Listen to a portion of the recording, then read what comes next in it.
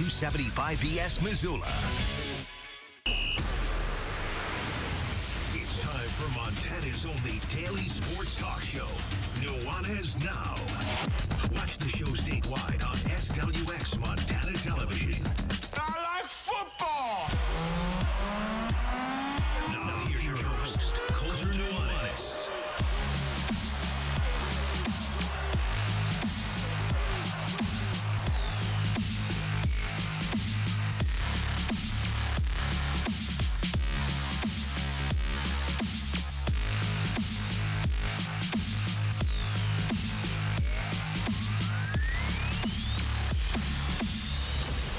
What up, Montana? Nuanez Now, 102.9 ESPN Missoula. Maybe you're watching in statewide television, SWX Montana TV. I'm Coulter Nuanez. This is your one-stop shop for all things sports, maybe a little pop culture, too. Sometimes we talk about, like, the greatest guitar players of all time, which we spent about 15 minutes on yesterday. A very enjoyable segment with my main guy, Tommy Evans, who's in the back on the board. You want to listen in or watch in anywhere besides the radio or the television, just go to 1029ESPN.com, click on the Listen Live tab, or you can go to YouTube, Nuanez. That'll get you there, Nuanez. Please subscribe. We're going to do a YouTube giveaway here in the fall, so I need some more subscribers on the YouTube. We're going to cue you via that medium. I'm still trying to figure out what or how or why or what you're going to win or any of that. I just want to build it up. I think it's the thing right now. It's the future, so I want to make sure that everybody's using it and they know how to use our YouTube. As always, we're broadcasting to you live from the Northwest Motorsport studio. Northwest Motorsport is located at the corner of Stevens and Mount here in Missoula. NWMSRocks.com. Hit that up for the largest inventory of trucks anywhere in the Northwest United States. You want to be a part of the show? You want to give me a call? Shoot me a text. 406-888-1029. That's 888-1029. All guests join us via the Rangich Brothers RV phone line.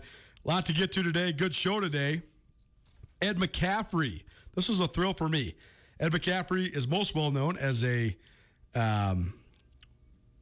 accomplished and very revered receiver for the Denver Broncos. Most famously, he played in the NFL for 13 years, won a couple Super Bowls with the Broncos, and definitely a hero around these parts. One of the most popular players for Denver during a time when there was not a lot of games on TV in Montana. Broncos were a primary team to watch here in the Garden City and around the Treasure State. And so Ed McCaffrey, now the head coach of Northern Colorado, he did not come to media days over the weekend in Spokane. So he had a previous conflict.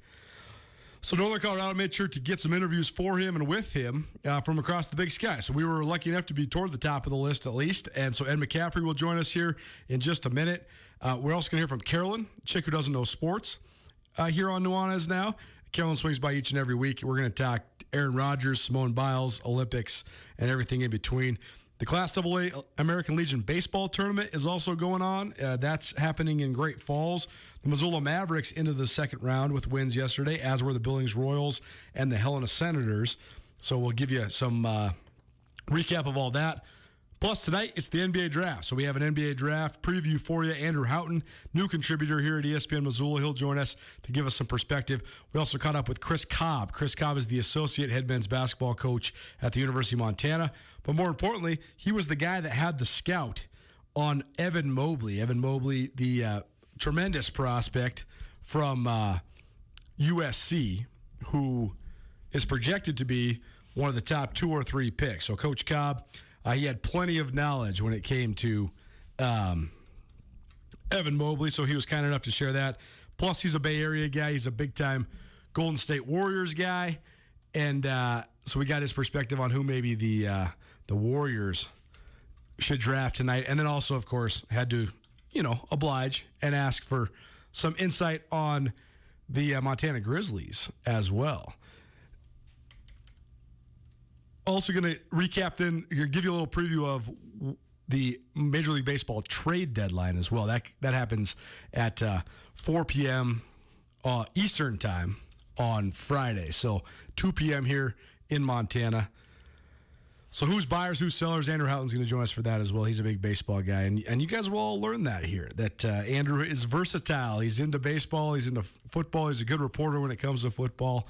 and a lot to be had. We're going to switch up the order here because I'm realizing right now as I'm talking and rambling and searching around that, in fact, the Ed McCaffrey bit that I'm looking for, it might have been named incorrectly, or I just put it in the system. I never wrong. got this bit. That's what I'm saying. I think I put it in the system wrong, but that's okay because our good friend Carolyn, the chick who doesn't know sports, swung by earlier, and she's got plenty of insight for us. So this actually fits perfectly. So we're talking Olympics, Aaron Rodgers, and everything in between here.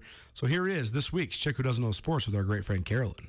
Well, it's your favorite time of the week. It's a Thursday, and that means it's time for a chick who doesn't know sports with our good friend Carolyn.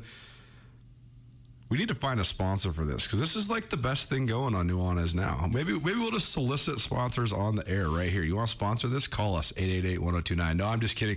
But no, he's not. Maybe we'll come see you. Regardless, this is an awesome overlay between sort of pop culture and the comedy that exists in the sporting world, but also a lot of times some serious stuff too. Carolyn, before we get to what you got, I got a couple things for you. As you heard earlier on Nuanez Now here today, I interviewed Ed McCaffrey. And Ed McCaffrey was a 13-year NFL veteran, a guy that played in the league for a long time, a very prominent member of the Denver Broncos on their, I guess not most recent because Peyton Manning led them to a Super Bowl, but their two Super Bowl titles in the late 1990s when John Elway was the quarterback, Mike Shanahan, the head coach.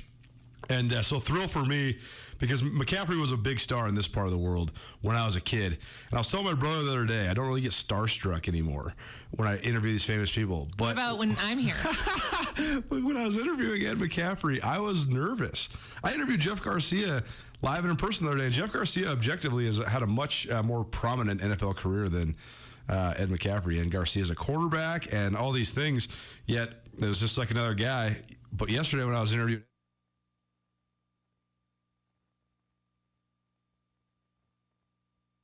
Christian McCaffrey, being one of the best running backs in the NFL. But what do you think of the concept of being starstruck? Do you get? I mean, you've seen some famous people. Do you get starstruck? Yeah, I get totally starstruck. In fact, in about 1999, I met Shooter McGavin. You know, from Happy What is Gilmore. his actual name? Chris McDonald? Maybe? Sure. Oh my God, what if that's right? That might be right. I mean, that guy has been in a million movies. It's hilarious that Shooter McGavin is the one that he's referenced for, but it is. I mean, it's just an iconic character. Yeah, I met him at a bar in Hermosa Beach, and I got a little starstruck. Chris and McDonald, said, good job. Whoa. Yeah, and I got a little starstruck there. I have definitely, when Jeff Ament was here from Pearl Jam, I brought him water, and I swear my hands were shaking. See, that's an interesting one because Jeff Ament, I don't think he could pick me out on the street, but I think he could tell me where he recognized me from, only because he sat courtside at Grizz basketball games forever. And so, I always give him a dab right when we walk by, and he'll always be like, "What do you think of the other team?" I'll give him a couple lines. So, because he's a huge basketball fan. Yeah. He's also different, too, because Pearl Jam is obviously so famous, but he's from Big Sandy, Montana, so he just seems like such a Montanan. He's a Montana guy. Exactly. When I don't know if you heard, but I was an extra on Yellowstone. Oh, yeah. That's coming back soon, isn't it? It better be, because I would like some stardom. But I got a little starstruck with a couple of the characters. I'm not going to say who because I don't want to spoil anything, but I definitely got a little nervous and starstruck, and I mean, obviously they were around me as well, so it went back and forth. But yeah, definitely get starstruck. I mean, yeah, for sure.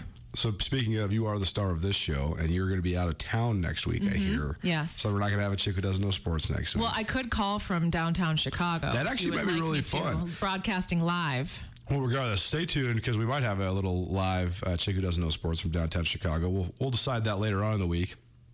But second question for you before we get into your stuff. Yeah. I have heard, so I'm not a big city guy, and I don't like big cities.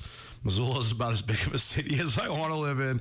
I do really enjoy Boise. I think Boise is a great city. And Boise is a small city. I mean, it's very small compared to big places, but I tried living in Seattle for a little while. It wasn't my cup of tea. I spent a lot of time in Portland. I've been to San Francisco and Sacramento, L.A. I've never been to San Diego. I've heard that's great. I love San Diego. But Salt Lake, Phoenix, I mean, I've been to most of the big cities in the West, and they're fine. I wouldn't want to live there. Everybody tells me that knows me well, though, that the two cities that I would love that I've never been to are Milwaukee and Chicago. Yeah. Tell me why. Sell me on Chicago. No, I don't want you to move. Well, I'm not going to actually. I would never actually move to an 8 million person city. Are you kidding me? I would have like a mental breakdown. I can't even get to work on time here. Well, reserve is basically. That's what I'm saying. Yeah. I have a meltdown on 11 minutes on reserve. I can't do Chicago. Chicago is a great city because of the sports for you. Like you would love. I mean, there are so many options. There's so much. I mean, it's just and the people fun. are crazy about it too. The people are crazy. I love Chicago, but I don't live there for a reason, and that is because I need a work-life balance. And by work-life balance, I mean life, work. Because I'm not going to sit in. I'm not going to commute. I'm not going to live in the city. But you should definitely go visit. You should go to a Bears game. You should definitely go to a Cubs game. I was offered White Sox tickets and declined them because I'm not going to a White Sox game, okay? Oh, boy, they're in first place right now. I don't care. They are the White Sox. If you're a Chicagoan, you love one or the other. That's true. I couldn't tell you the name of a Cub, but I can tell you that Wrigley Field is the most amazing place to go. Ryan Tutel loves this if he's listening, because Ryan Tutel, former co-host of this show, is a gigantic Chicago Cubs fan for no other reason than WGN TV was one of the only 10 cable channels that we got up Grand Creek when we were kids. And so we were watching the Cubs. It was the Cubs or the Braves. That's why there's so many Cubs and Braves fans. Yeah, that makes sense. Around here. So, well, I have to go check out Chicago. What's the downside of Chicago? Because there's always a downside. Murder. Whoa. Isn't it the wind? No. Don't they call it the Windy City? Yes, but fun fact, they called it the Windy City because of the politicians blowing hot wind, not just because it's windy. Is that real? I don't know if that's real, but I heard that once. It's windy and cold, but so is Montana. Sure. So, that's right. I mean, I think you could handle the wind and the cold. Okay. It's too many people. In fact, there's crime, and there's a lot of crime right now, and I just got this really cute new purse, and I was super excited, and then I'm like, oh, this particular design, someone could just stick their hand down and take my wallet out of. So now I can't even bring my new purse to Chicago. Uh-huh. But those are the things I think about. Well, okay. That's unfortunate that that's the circumstance of the situation. Yeah. But regardless, Chick Who Doesn't Know Sports, Nuanez Now, 102.9 ESPN Missoula. There's a lot of stuff to get to today, Carol. And I already know that I already know a couple things you're going to address. So I'll just let you start because I'm not going to lead you anywhere. I know we're going to get to wherever you want to get to. Okay. Well, obviously we need to talk about Simone Biles. And you and I spoke about it off the record a couple days ago. Yep. And your opinions differed from mine at that time. Sure. Can I repeat what your opinions were? Sure. That you felt like she wasn't performing and that she just wanted to leave? Well, I was thinking that if I just don't know if the pressure of the situation is a good excuse when you're on the biggest stage, but I also totally understand. Here's what's driving me crazy about this.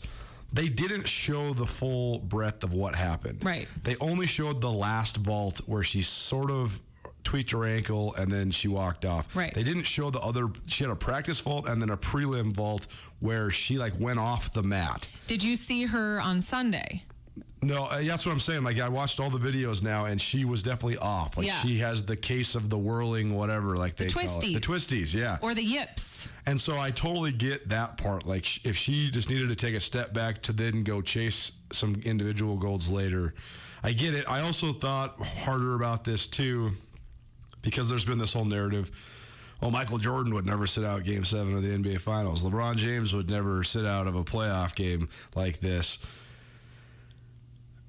When you go up for a layup or a dunk and you get fouled hard, you could get hurt, but you're not going to necessarily die. If you screw up on... You could end up in a wheelchair. You could break your neck. I shouldn't laugh. You could absolutely die. Right. Or get really, really hurt. So if you're not feeling confident, okay, I kind of get it. So this case of the twisties, which I'm sure everyone already knows about now because it's been, talked about a lot.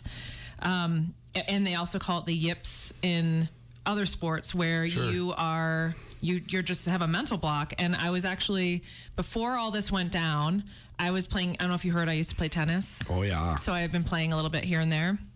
And I was just playing with a friend, and it was funny, in my mind, I realized we were just playing out some points, we weren't even playing a match. I was serving, she was, and I got my whole body when I serve still gets so tense and nervous, and I'm not even playing anything but just for fun.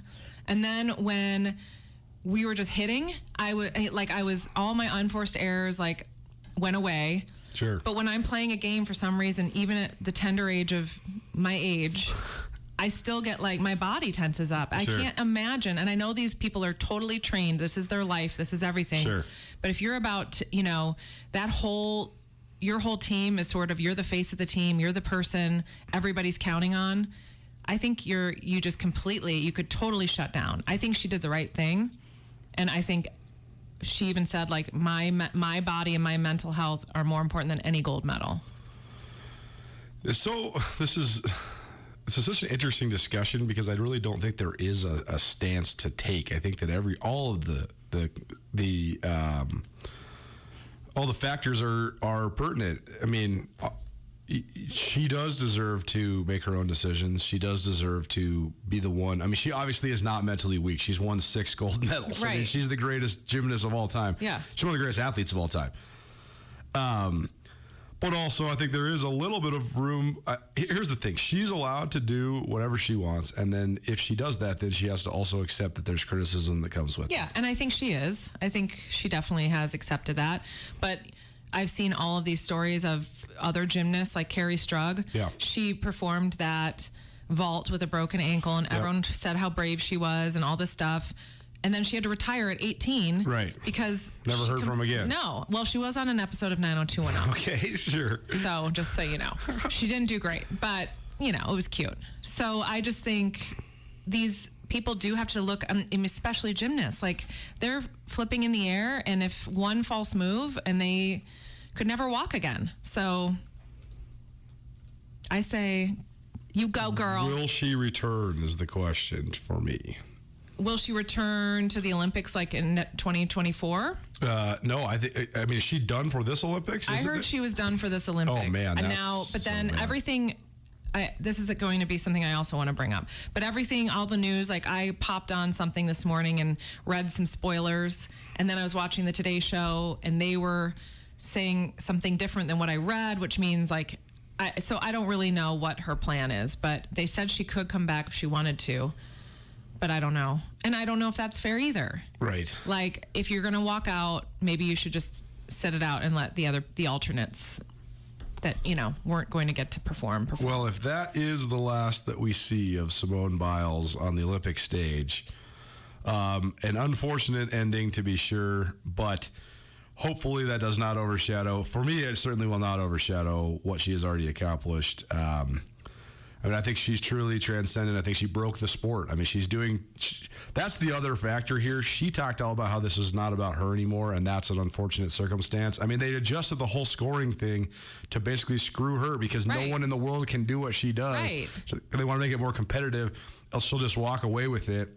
So if you get to that point of transcendence, I think that you're pretty unforgettable. So I don't know. It's like we talked about last time too. The fact that these Olympic athletes sometimes just fade into the ether is so strange to me. Right. And that's the other thing. After watching, if any of you listening are, disappointed in her and this decision, watch The Weight of Gold on HBO Max. It is so eye-opening to the pressure and everything that goes on with these athletes. But I don't think this is the last we'll see of her. I think she's going to go do some speeches and go do, inspirational talks and things like that.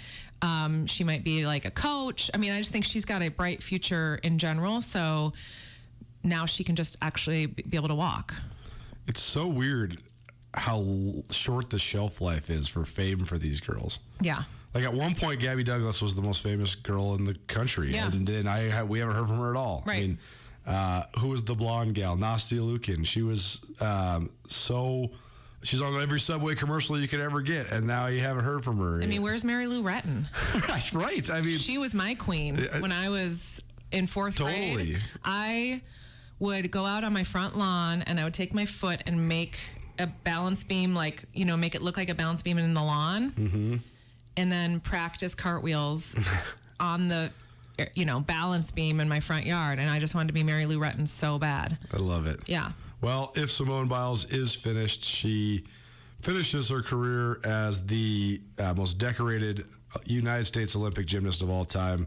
4 gold medals, which surpasses Gabby Douglas's previous record of 3.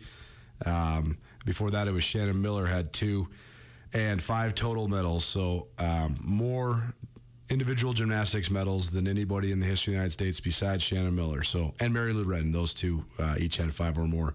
So impressive by Simone Biles. Maybe she gets one more shot at it this time. Maybe she gets one more crack at it next time. But either way, an awesome career for her. What else? It's the chick who doesn't know sports. Nuanez now, 102.9 ESPN Missoula. Good friend Carolyn swinging by. What else you got, Carolyn? I have another Olympic discussion. The viewership of the Olympics is down at like an all-time low. Yeah, I know exactly why. I do too. So you tell me your thoughts. The TV coverage sucks. The TV coverage sucks. It sucks. We get all the spoilers online. The second you open your browser, it's how many people won, this, that, and the other. So what do you think that they could do better? How do you think? Do you think it's the time difference in this particular, because they're practically a full day ahead of us? Yeah. Or do you think, what do you think could be better about the TV coverage? Well, I don't really know. I don't really know how you remedy the situation. That's what is unfortunate, because you're not getting rid of Twitter. Like, you're not getting rid of Facebook. And so the stuff is up online before it's ever going to be watched live. So I guess if you want to just watch the Olympics event by event on Facebook or something, then maybe the coverage doesn't suck. I just like to watch it at night, like when I get home, and I already know half the stuff that happened. Exactly. Well, I think we should have a ban on tweeting and reporting the news online until it's been aired on television. Oh, good luck with that. I'm just telling you my opinion. I'm not saying it's going to happen. Yeah, it's a tough situation for sure. Yeah. It's not just the spoiler alerts, though, because this is not the first Olympics that has been the case. This is the at least 4th Olympics where social media has been a prominent part of news distribution. And so it's always been time differences. It hasn't quite been 14 hours or whatever it is with Tokyo, but it's always been a time difference. But more than that, I think that they're just a little haphazard in the way that they're doing things. Like, they have a hard time showing an event, and then there's not a lot of continuity to it. Right. Like, you'll go from this to this, and then all of a sudden you'll be watching Katie Ledecky's interview, like, after you've already watched multiple races in between, and then a while later it's her medal ceremony, and if it's not going to be live, just like tape delay and edit it and give me Katie Ledecky, her talking, her getting her medal, next event. You know what the Olympics needs? This year they need Ryan Lochte making up a story about getting robbed at gunpoint again, because I really think that helped the Rio Olympics. And I think, let's have like a scandal.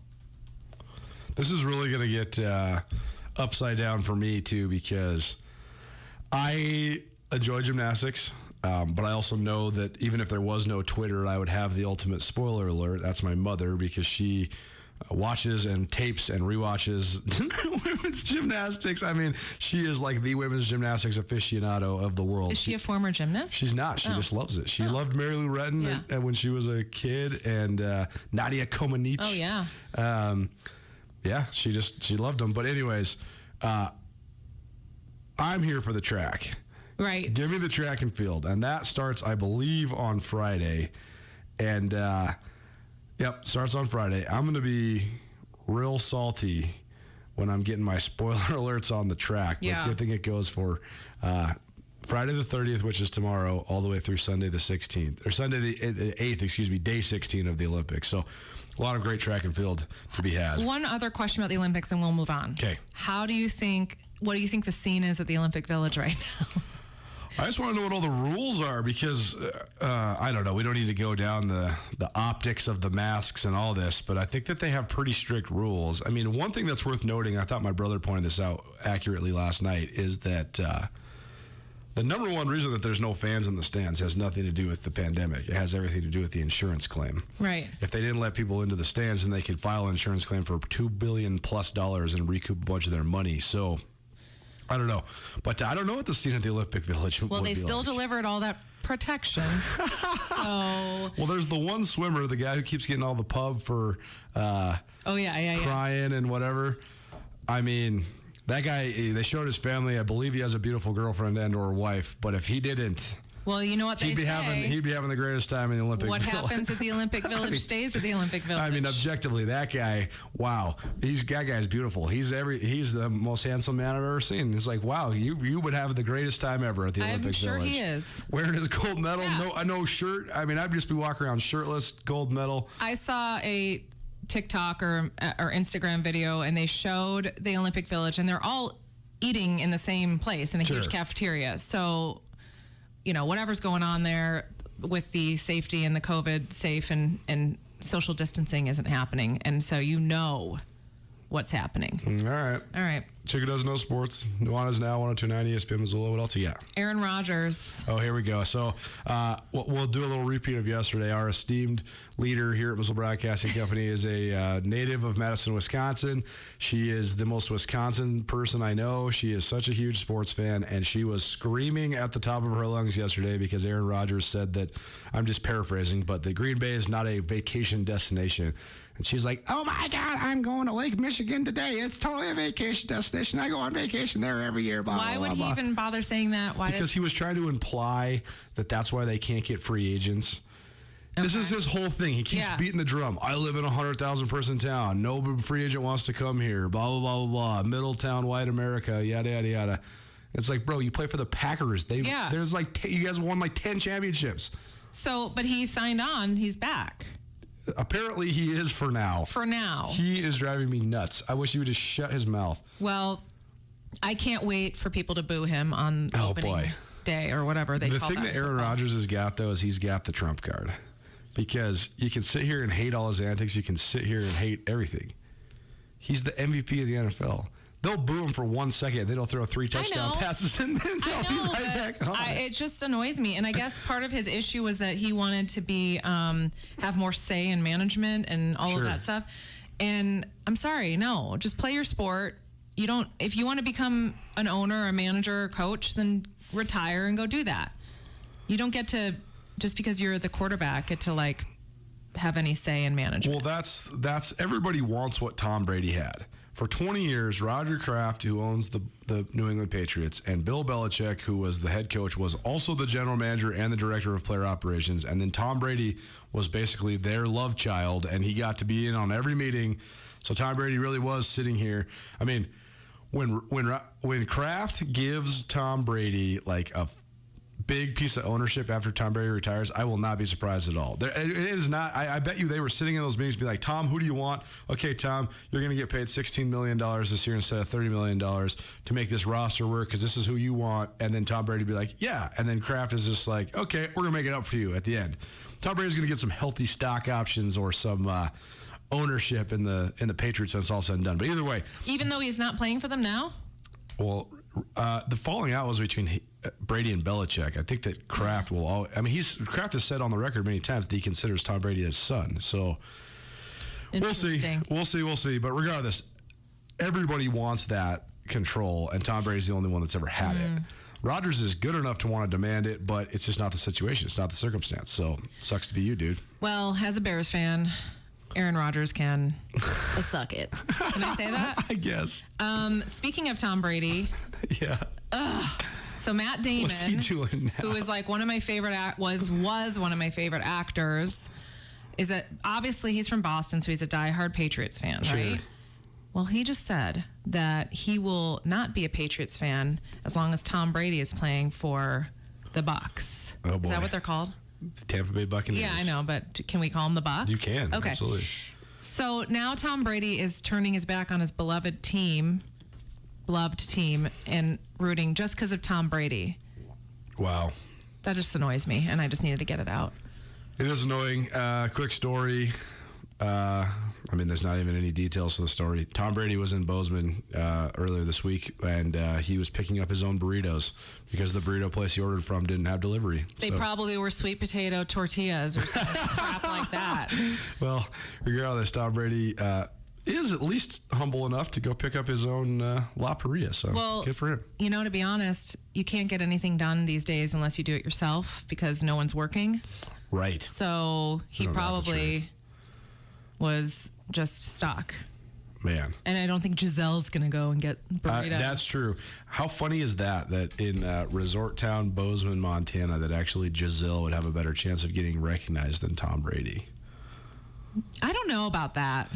So this story is from my brother. My brother, one of his main accounts is where this burrito place is at. It's like in a tap house, and one of his best buddies is the guy who owns this place. So this is through the lens of the guy who owns it. And the guy who owns it was saying that he was like sitting on the other side of the restaurant and was like, that's Tom Brady. But he was like just waiting to see if anybody else noticed, and no one else has noticed. Everybody's just on their stupid smartphone and like. Although I don't know if I would. I love. You would notice Tom Brady stuff more than any. The reason, this is what people don't get. You would recognize him because more than anything, he's 6'5". Yeah, that's true. So you would be like, oh wow, who's He's the that tall guy? Yes. Oh wow, didn't know that. Yeah, the professional athletes are crazy tall. Like, I know. You mean little Steph Curry is tall? Steph Curry is 6'3". Think of that.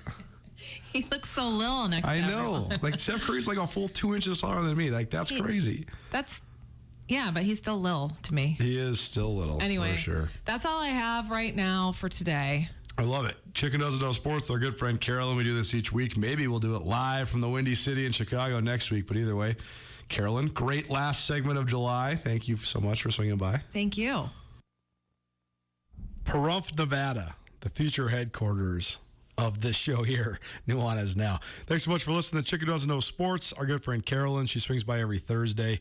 Always a lot of fun to have her come on by. Sorry, we switched up the order from the preview that I introed the show with. I forgot to finalize the production of my interview with Ed McCaffrey, Northern Colorado head coach. So that's what's next. Keep it right here. Former Denver Bronco, 13-year NFL veteran, and the newest coach in the Big Sky Conference, Ed McCaffrey, joins us right here on ESPN Missoula right after this. You've been waiting far too long to get back on the links. I mean, summer's here, so I think you should head on out to Canyon River Golf Club. Canyon River boasts a pristine 18-hole championship golf course set along the Clark Fork River in the beautiful mountain valley of East Missoula. The challenging course is meticulously manicured and in perfect shape. Now, Canyon River also has golf carts with the Shark experience. That's right, giving you laser-sharp GPS. It's the most beautiful time of the year in Montana, so get out and play at Canyon River Golf Club. Wayne McElmurray knows what you can achieve through hard work as an athlete from a small town in Montana. The Troy native rose up to become an All-American safety for the Grizzlies on UM's 95 National Championship team before spending time playing in the NFL. McElmurray has also used those values in his work at McElmurray Homes. Since 2003, McElmurray Homes has helped contract and subcontract some of the Garden City's finest houses. McElmurray Homes is committed to offering quality custom service, quality products, and the best prices throughout any project. And McElmurray Homes is also a proud supporter of high school athletes around the state of Montana. Warm days are here and you're craving something light. Stop into the Montana Club for the limited time honey mustard glazed Alaskan king salmon served in our crisp homemade potato cake. Or savor crisp garden salads, juicy burgers, or custom grilled Montana Club Cattle Company Angus steaks. Cool off with a perfectly mixed cocktail during the club's BOGO happy hour with $5 apps from 3 to 5:30 daily. Visit your Montana Club today on Brooks and North Reserve, Missoula. Why build a work history at a job when you can build a future in your own business? Westpac Wealth Partners is looking for entrepreneurial-minded people who are ready to take their future into their own hands. Nick Tabor and his associates provide clients with financial tools and tested solutions for navigating this complex financial climate. Westpac Wealth also has a work culture that has been recognized as a best workplace in Fortune magazine. If you're ready to start building a business in a long-term career, apply at westpacwealth.com. Westpac Wealth Partners, LLC is not an affiliate or subsidiary of PAS or Guardian Insurance Products offered through Westpac Wealth Partners and Insurance Services, LLC, a DBA of Westpac Wealth Partners, LLC. Garden City Paint and Glass is proud to offer a huge variety of high-quality paints and stains at affordable prices, like C2 Paints, Dunn & Edwards, and Prolux Seacon Paints. These brands offer you great quality and great prices. The trained staff at Garden City Paint and Glass will help you with the right colors and tools to get your project right. Visit GardenCityPaintandGlass.com for more information or give them a call at 549-0608. Garden City Paint and Glass, locally owned and serving Montana for over 30 years. Every summer, I am here with Florence Coffee to talk with you about my favorite summer drink, Huckleberry Lemonade. It's just the right mix of all-natural lemonade and huckleberry flavoring. Or you can change it up by mixing it with our house-brewed iced tea. For your Huck Lemonade, stop by any Florence Coffee location throughout western Montana or visit us at our newly designed website, florencecoffeeco.com. The best flavor under the big sky, Florence Coffee.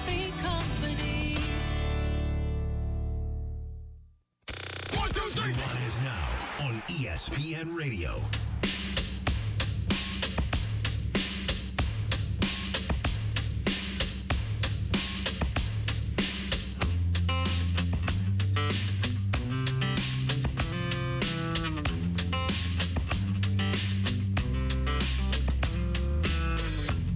It's the perfect time of year.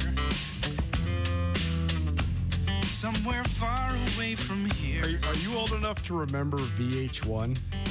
I know it's still a channel, but like in its peak VH1, Like real VH1, yeah, just barely. So they were, MTV obviously burst on the scene. Actually, this is interesting. Today, I believe is the 40th anniversary of it, the launch of MTV. Bingo, buddy. And obviously changed the world. But MTV owned the music video world for the first 15 years that it existed. But then late 90s, VH1 made some traction. They had their top 10 countdowns. They had all that stuff.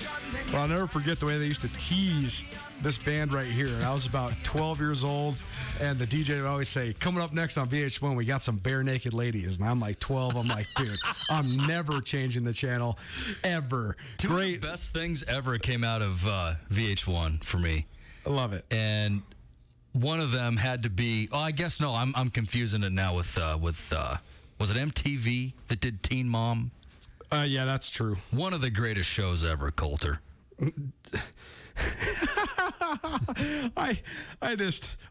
So it's Nuanez now, by the way, 102.9 ESPN Missoula, SWX Montana Television. I love your wonderful girlfriend, partner, whatever people call these things these days. She's great.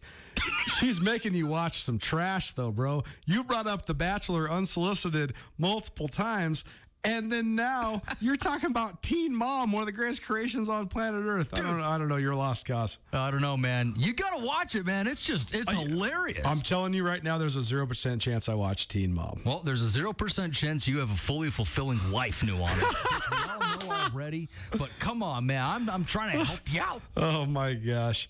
So good. Love having Tommy back on the mic. Had to switch up the order a little bit because our bits were sort of out of order, but we're back in the flow now. But this was a thrill for me. I'm not saying this to be braggadocious. I'm just saying this to be open and sort of whatever you want to say. I've interviewed a lot of big-time football players in my career, and I think the thing I learned early on was whether it's Jim Kelly or Thurman Thomas, Joe Theismann, Rod Woodson, Eric Dickerson, Dick Butkus. Once you get to know them, once you shake their hand, once they know that you know about sports, they're just guys. That's all. They're just people. And I was telling my brother the other day, we had the distinct pleasure of having Jeff Garcia, former San Francisco 49ers and Philadelphia Eagles quarterback, on the show a couple weeks ago. Marty Morningweg, good friend of mine and former offensive coordinator at multiple NFL stops. He hosts a youth quarterback camp here every summer, and his guest coach this year was Jeff Garcia. And I got a chance to spend about an hour with Jeff. I interviewed him for about 10 minutes, and I left thinking, man, that was cool, but I wasn't that starstruck, which was interesting. It was weird. I don't really know why. I brought this up with Carolyn earlier in The Chick Who Doesn't Know Sports, but for whatever reason, Ed McCaffrey, man, he seems like a larger-than-life character to me. I think it's a time and place more than anything. I mean, he was the best receiver for the Denver Broncos when the Denver Broncos won back-to-back Super Bowl championships. That also happened to be when I was 10 and 11 years old, or maybe 11 and 12, but I was not yet in middle school yet. And that was in the late 1990s when in Montana, even if you had cable, you weren't getting a ton of games, and the Broncos were always on TV. So that combined with the fact that Ed McCaffrey, he's a Stanford guy. He has that hard workman's-like mentality. He had so many different highlights. He was sort of like, I'm not really a wide receivers guy. I'm a lineman, but he was like a hero to me. And I was actually talking to my buddy Ty, who played for the Grizz earlier in the 2000s, and I was telling him he was the Ed McCaffrey for the Grizz, and I loved that. Ty was go over the middle, tough, catch the ball in traffic, get the first down, kind of the unsung hero of the team. And that's Eddie McCaffrey. This is all to say now that Ed McCaffrey is now the youngest, or the newest, I should say, and probably one of the younger, actually, too, head coaches in the Big Sky Conference. Ed McCaffrey now at Northern Colorado. He was the head coach at Valor Christian for 2 years, so he does have a little bit of head coaching experience, albeit at the high school level. Won a state championship in 2018. a great part of that is because of his sons. His sons are exponentially talented. You talk about Christian McCaffrey, one of the best running backs in the NFL. Dylan McCaffrey, his second to last son of his 4 boys, was at Michigan. He's now at Northern Colorado. Luke McCaffrey was a guy that was at Nebraska, and he recently transferred as well. And his oldest son, Max McCaffrey, played at Duke for David Cutcliffe and then played in the NFL for about 6 years. Oh, by the way, he's the offensive coordinator at Northern Colorado. That's all to say that Northern Colorado is the McCaffrey show now, for better or for worse. I think it's a great hire in terms of getting them publicity. They're getting more publicity than ever. I wouldn't be having Northern Colorado's head coach on my ESPN radio show in Missoula on, a mid-July afternoon unless this guy was a former Denver Broncos legend. So, on that note, actually, here's what we're going to do. We're going to take a quick break so that we can stay within the parameters and Tommy doesn't yell at me. Take a quick break. On the other side, here on Nuanez Now, Ed McCaffrey, former Denver Broncos wide receiver and current head coach at Northern Colorado. Garden City Paint and Glass is proud to offer a huge variety of high-quality paints and stains at affordable prices, like C2 paints, Dunn & Edwards, and Prolux Seacon paints. These brands offer you great quality and great prices. The trained staff at Garden City Paint and Glass will help you with the right colors and tools to get your project right. Visit GardenCityPaintandGlass.com for more information or give them a call at 549-0608. Garden City Paint and Glass, locally owned and serving Montana for over 30 years.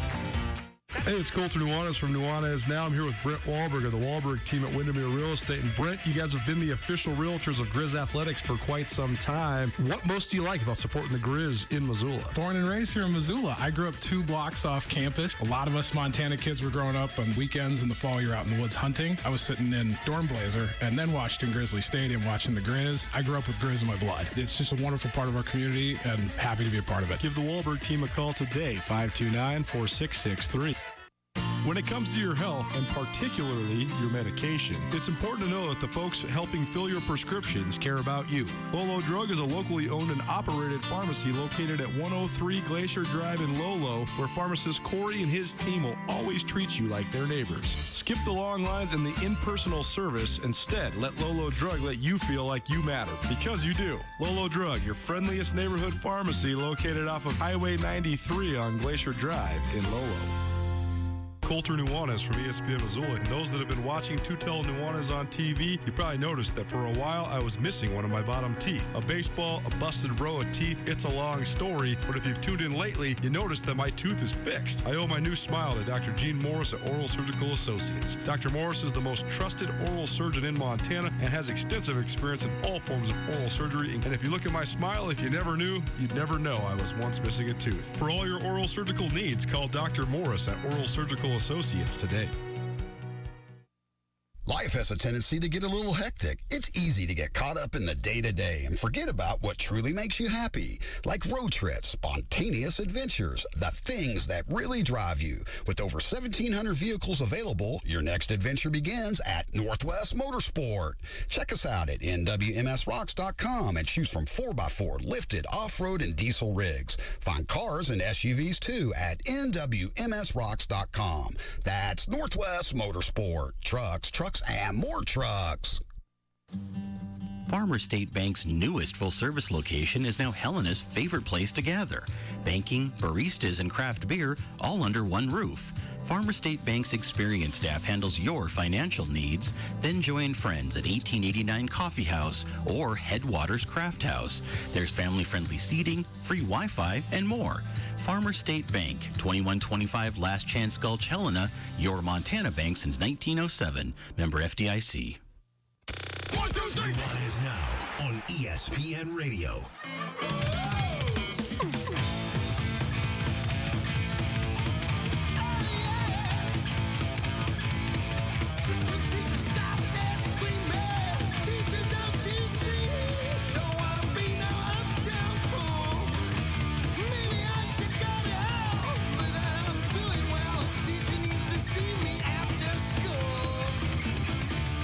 Speaking of MTV, actually hilarious. One of my favorite bands, the least favorite song by that band, not because it's a bad song, it's a fine song. It's just the moment that Van Halen sold out, and that was sort of I don't want to say the beginning of the end because they never really ended, but it was the beginning of the end of the transcendent peak, because Van Halen's first 4 records among the great runs in the history of rock and roll. It's you know who never sold out? Who's that? The Beatles. Oh, my God. It's because they were sellouts from the beginning. It's quintessential pop music. No. You described it the best of anybody I ever heard the other week when you were talking about they were the machine. They were the ones that created the machine. Not them, Coulter. Oh, man. We got Ed McCaffrey to get to. You and I'll swing That's fists exactly right. We can swing fists a little later. Ed McCaffrey, Denver Broncos, 565 catches, 7,422 yards, 55 touchdowns. He's done a lot more than that, though. He's been a high school coach that won a state championship at the Colorado level. He's now the head coach at Northern Colorado. He's got multiple accomplished sons. Christian McCaffrey, you're probably going to want him in your fantasy draft. Max McCaffrey, that's Northern Colorado's offensive coordinator. Dylan McCaffrey, former Michigan Wolverine, that's probably going to be Northern Colorado's quarterback. Luke McCaffrey, former Nebraska Cornhusker, might be a free agent. It's the McCaffrey Show in Greeley. They're not scared to talk about it. Ed McCaffrey here on Nuanez Now. Well, happy now. This is exciting and very fun to welcome in the newest head coach in the Big Sky Conference, and also a guy that's very familiar around these parts. It's Ed McCaffrey, former Denver Broncos wide receiver, newest head coach at Northern Colorado University, joining us here on Nuanez Now. And, Coach, thanks so much for being with us. How are you? I'm doing great. Thank you for having me. First and foremost, we'll get to all the things about your team in this upcoming season, but I have to ask you this. I know that you are used to being in the spotlight, especially in the Rocky Mountain region, but around the great state of Montana, people here, we love football. We particularly love the NFL, and the Denver Broncos probably the most popular team in the state of Montana. And so for you and your family to sort of kind of be back in the spotlight from a football perspective in this neck of the woods, both regionally and nationally, now that you are a college head coach, what's that experience been like for you? Yeah, it's been pretty incredible. You know, I spent 9 years up here in training camp on the campus here at UNC. When I was with the Denver Broncos, it was a great time for the Broncos. We won a couple of Super Bowls during those years, and it was a great time for UNC football. Won a couple national championships. So I know things have been a little lean the last several years, but we're looking to get things back on track. And I'm having a lot of fun. Coaches are having some fun. Players and coaches both really excited to start the season, actually have a game on September 3rd. We're broadcasting here from Missoula, Montana, and there's actually a lot of ties to Greeley here in Missoula. You mentioned those 2 national championships for Northern Colorado in the late 1990s when they were a Division II school. Joe Glenn, the head coach then, and then he came to the University of Montana and led Montana to another national championship as well. And so we'll start there, Coach. Winning at Northern Colorado has been possible in the past. It's been an uphill battle since they joined the Big Sky Conference back in 2006. But what gives you the sense of belief that you can get things rolling there in Greeley and win at Northern Colorado? Well, I just believe you surround yourself with the right people. You attract the right players to the football program. It'll give you a chance to have success. You know, no guarantees in life, only opportunities. I thought this was a great opportunity for me to coach at the collegiate level. You know, there's players on this team I coached in the Little League, players on this team I coached in high school, players sprinkled around the state and the Big Sky for that matter that I've coached. Look, my coached guys getting ready for the draft, had a couple kids that played in the NFL, one still playing there for the Panthers. They just started training camp. Another son over at Rice. Didn't know that my son Dylan would join the team when I took the job, and didn't know my son Max would be coaching receivers. So for me, it's just been an incredible blessing to be reunited with those guys and get to share in this experience together. But, you know, I think that the type of players that have come to our program, the type of players that we've recruited are a testament to the belief in our culture and the trajectory of our program. They see that we put a new turf in on our field. They see that we broke ground on a state-of-the-art sports performance center. They understand the type of coaches that we've brought in to teach them and develop them.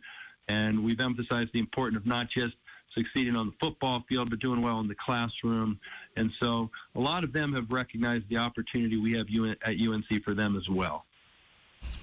You mentioned some of the facility upgrades. You also mentioned the fact that you are familiar with the area and familiar with a lot of the guys that are on your team. So were all those the factors, or what was the most compelling factor that led you to want to become the head coach in Northern Colorado? Well, I love football, and I love being the head coach. I certainly could have, been a receivers coach a lot of different places at higher levels. But I like being a head coach. I coached all my kids in Little League, and everyone laughs when I say Little League. I did play 13 years in the NFL and was part of 3 Super Bowl champions and learned from Hall of Fame coaches and played with Hall of Fame players. So, I think my credentials kind of speak for themselves. But I did coach in Little League, learned a lot more than you'd think coaching little kids. Of course, a lot of those little kids went on to play in college and the NFL as well. But, learned a little bit about being a head coach and coaching and how to coach my own sons for that matter and how to create a good experience for the players. When my kids got to high school, I took a step back. I didn't want to cast a shadow on them. I played for the Denver Broncos. I didn't want them to have to live up to any false expectations. I didn't want them, to cast a shadow on them and their experience. It was about them. It wasn't about me. And I put my dad cap on, coached my younger boys in Little League, and let them play in high school. And then after talking to a lot of friends of mine, guys like Brandon Stokely and other players who played for their fathers and said what a great experience it was, I wondered if that was the right decision. And so when I had an opportunity to coach at the high school level, I jumped on it, even though my youngest son was still in high school. I had some reservations about coaching my own son, but it was one of the greatest experiences I ever had in my life. We went undefeated, won a state championship. And then, a year later, got the opportunity to take the job here at UNC once my wife and I became empty nesters. And when I decided to take the job, I first asked my wife Lisa first, and then asked my sons, and they were so excited for me because they know how much I love football and how much I love coaching. And it was just heartwarming to know that they were so excited for me to have this opportunity, because it did mean that I'm going to miss some of their games. And that's the hardest part about coaching for me, is not being able to be there physically in person for all of my son's football games. But I got a little used to it when all 4 played at the same time. Obviously can't be everywhere at the same time. I'll watch all of their games. I'll either see them live or see the recordings of all the games. I'll talk to them before and after every game. But I'll be coaching here at UNC during the season, and I have the full support of Lisa, full support of my kids, and I'm having fun. But I do appreciate their support. But that meant a lot to me to know that they were excited for me because they know how much I love coaching. Ed McCaffrey joining us, head coach in Northern Colorado, part of our Big Sky Conference preview series. And, Coach, one more question about the lead-up to this thing before we get into some of the here and now in your team. I know you mentioned the 2 years you spent at Valor Christian, tremendous success there, 26-2 in 2 years, including a state championship in 2018. But Valor Christian has gained this reputation, rightfully so, as an absolute factory when it comes to Division I guys. And it's one of the premier high schools in the entire region and the entire country, honestly, when it comes to producing football talent. So what did you learn from your experience there, and how do you hope to sort of parlay that into then now transitioning to the college level? I learned that, football players that love football and love to work hard can have success in this sport, but not all of them understand what it means to work hard. Don't understand what it means to be an unselfish player. Don't understand what it means to experience a shared sacrifice. Don't understand what it means to be a team. I've seen a lot of talented teams in the NFL as well that have a lot of great individual talent. If you look at 40-yard dashes or bench presses or you name the metric, but they don't win Super Bowls, they don't win championships, and a lot of them don't have great experiences because they aren't able to play together as a team, to unite, play unselfishly, play together, have that shared sacrifice and brotherhood that you need to be successful at any level. And so that's the challenge for every coach. How do I help every player on our team to be the best that they can be individually so that we can be the best that we can be as a team, and get players to buy into why it's important to play unselfishly and to play together. And that's the real challenge for every team, regardless of how much talent you have on that team. Every year, the team is different. No 2 teams are alike. No 2 seasons are the same. And whether you coach at the same school or a different school year to year. So that's the challenge I have, and every other coach in the Big Sky has. They have some new players, new circumstances, new challenges, but the goal for all of us is to help each individual player be the best that they can be so that we can be the best team we can be. Ed McCaffrey here on Nuanez now, Northern Colorado, new head coach. And, Coach, it's been an interesting scenario to analyze the Big Sky Conference with the fact that the 2020 season was postponed into the spring. only about half the league participated in that, and less than half the league got the entire thing done.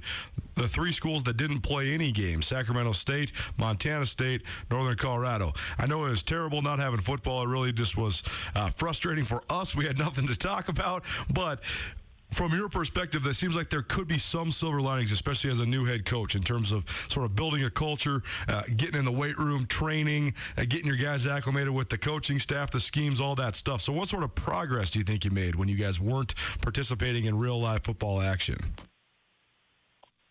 Yeah, no, that whole experience it seems so unfair, but life's not always fair. I feel for the high school kids that missed out on a senior season, or at least a normal senior season. I feel bad for our young men in our program who've been practicing and lifting and conditioning a lot of times on their own at home when we were kicked off campus for a year now, right? And they didn't get to play in a game. But they earned my respect for how they handled themselves during what hopefully is a once-in-a-lifetime tragic situation. We're excited to get back on the field. We've done all that we can up to this point, but we have a really important stretch ahead of us here once we start training camp. And I think we've got a lot of ground to cover in those 30 days. But, we learned how to work Microsoft Teams. We learned how to work Zoom calls. We did the best we could to teach them with the amount of time that we had virtually. Yeah, but I'm not going to lie to you. It was a big challenge for us and for everybody.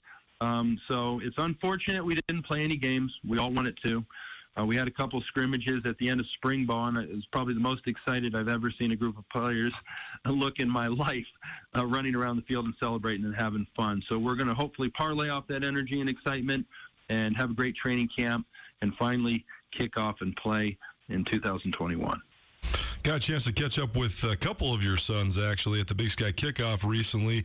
But first, let's talk about Max. He's your offensive coordinator. I know he played at Duke. And so what do you like about his pedigree just from an objective non-father standpoint? Because you obviously have a lot of trust in his football IQ as he's set to lead the Northern Colorado offense. Yeah, no, he played in the NFL as well. He took the path less traveled.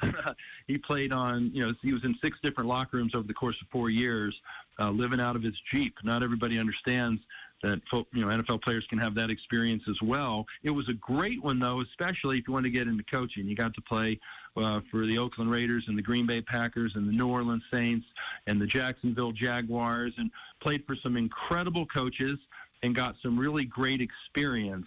And it has helped us immensely, having all those different experiences and having to learn all those different systems. So, I joked with them. A lot of people would have paid to get to play for all those teams and have the experience learning from those great coaches at that high of a level.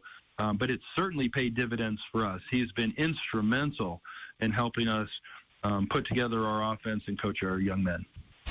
And your other son, those at the Big Sky Kickoff, Dylan McCaffrey, former Michigan player, who's now expected to be at least a front runner for the quarterback spot there at Northern Colorado. First and foremost, he's winning the best beard contest of any of the guys that came to the Big Sky Kickoff. But what's that experience going to be like for you then, working with your son and also then coaching another son who's expected to have a prominent role in Northern Colorado?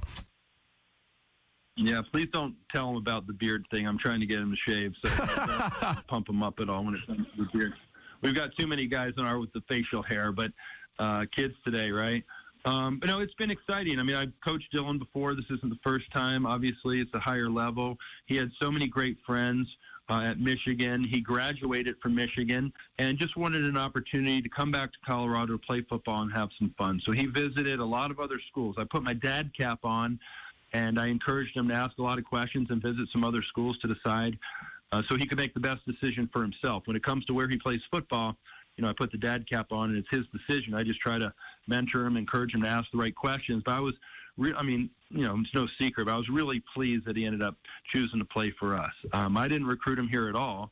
I told him he had an offer, and, he knows me, and I love him, and if he wants to play here, we'd love to have him. But, I really wanted him to explore his other options before he made a decision. But got to tell you, I'm pretty darn happy that he's here, and so far so good. Ed McCaffrey joining us. Nuanez now, 102.9 ESPN Missoula, SWX Montana Television around the great state of Montana. And Coach, we'll get you out here on this. What is the overall scout on your team? Where do you think you guys fit in the Big Sky? What has you optimistic coming into this fall of 2021? Yeah, I think we feel really good about going into training camp. You'll have to ask me again when we're coming out of training camp, and then once we get into the season, right? We're trying to be the best we can be. We're trying to take care of our business, and then the games will take care of themselves. Well, Coach, we appreciate it. We know it's a busy time of year. We're looking so forward to having football back, and certainly looking so forward to a couple matchups with Montana squads here between Northern Colorado and a couple other teams in the Big Sky Conference. We will certainly catch up with you throughout the season, but thank you so much for being so generous with your time. Nice to meet you, at least via the phone, and we'll catch up with you soon. Yeah, thanks, Coulter. Nice to meet you. Thanks for having me on the show. What's up, Montana? Coulter Nuanez from Nuanez Now, your recently anointed Montana Radio Sportscaster of the Year, checking in with you to tell you that at ESPN Missoula, we are thrilled to announce that we will now be broadcasting Nuanez Now from the Northwest Motorsport Studio. Northwest Motorsport is new to Missoula. Located at the corner of Mount and Stevens, Northwest Motorsport has the largest inventory of trucks in the Pacific Northwest. Be sure to tune in to Nuanez Now, live from the Northwest Motorsport Studio each weekday from 4 to 6 p.m. right here on 102.9 ESPN Missoula. Do you want to take your golf game to the next level? To be the best you can be on the links, knowing the course is essential. At Canyon River Golf Course, they have a brand new fleet of golf carts complete with the Shark Experience, a state-of-the-art GPS system that offers precise distance-to-pin measurements, hole flyovers, pro tips, and more. In addition, music and entertainment choices provide any golfer with all you need to thrive at Canyon River. Located in East Missoula, Canyon River offers a championship golf experience set on a beautiful, immaculately curated course. For more information, visit CanyonRiverGolfClub.com today. I love family road trips. The wind in my ears. Good dog. Treats in my mouth. And peace of mind, knowing we went to Les Schwab for our tires, brakes, and alignment. If we had gone to one of those cheap tire stores that don't offer those services, I'd be a doggone wreck. Like Les Schwab, my family's safety is my first priority. Well, that and treats, obviously. Swing by or book online. Les Schwab Tires, doing the right thing since 1952. Blaine McElmurray knows what you can achieve through hard work as an athlete from a small town in Montana. The Troy native rose up to become an All-American safety for the Grizzlies on UM's 95 National Championship team before spending time playing in the NFL. McElmurray has also used those values in his work at McElmurray Homes. Since 2003, McElmurray Homes has helped contract and subcontract some of the Garden City's finest houses. McElmurray Homes is committed to offering quality custom service, quality products, and the best prices throughout any project. And McElmurray Homes is also a proud supporter of high school athletes around the state of Montana.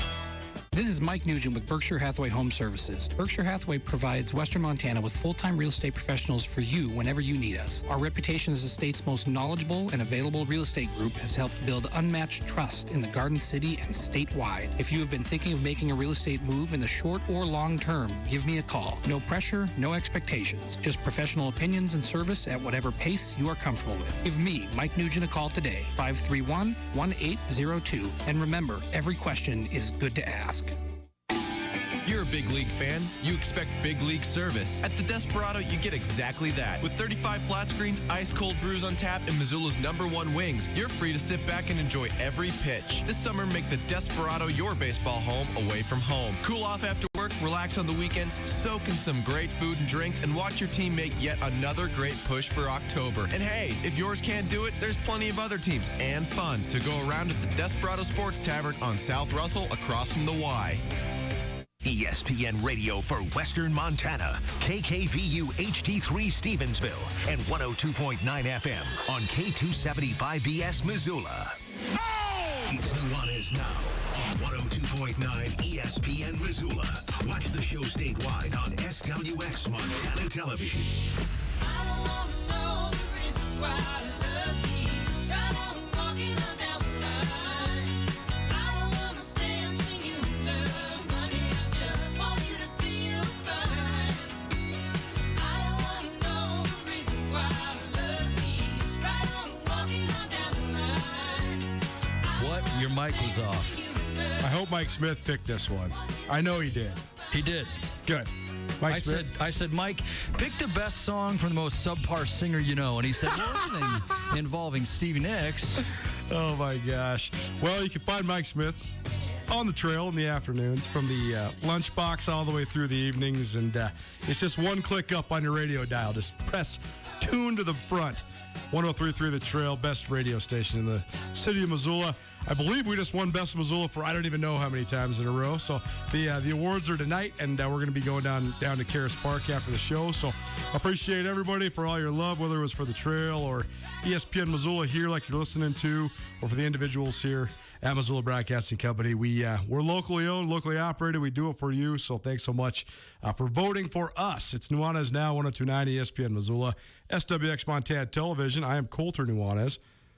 You missed anything in the first hour of the show. Had a fun first hour. Ed McCaffrey, former Denver Bronco and current Northern Colorado head coach, joined us to talk all things Big Sky football, as well as his path back into coaching, back to his first collegiate gig. We also heard from Carolyn, our resident chick who doesn't know sports, and also talked a variety of other things like Simone Biles, Aaron Rodgers, some of the main themes and topics of the week. You want to find anything from that first hour, hit it up on the podcast, Nuanez. That's how you get there. You can subscribe on all of your various podcasting platforms. Podcast proudly presented by Blackfoot Communications, Sportsbet Montana, and the Wingate by Wyndham Hotel. Andrew Houghton in studio with me. If you're watching on SWX Montana Television, you can see that. Andrew, new contributor here at ESPN Missoula, as well as SkylineSportsMT.com.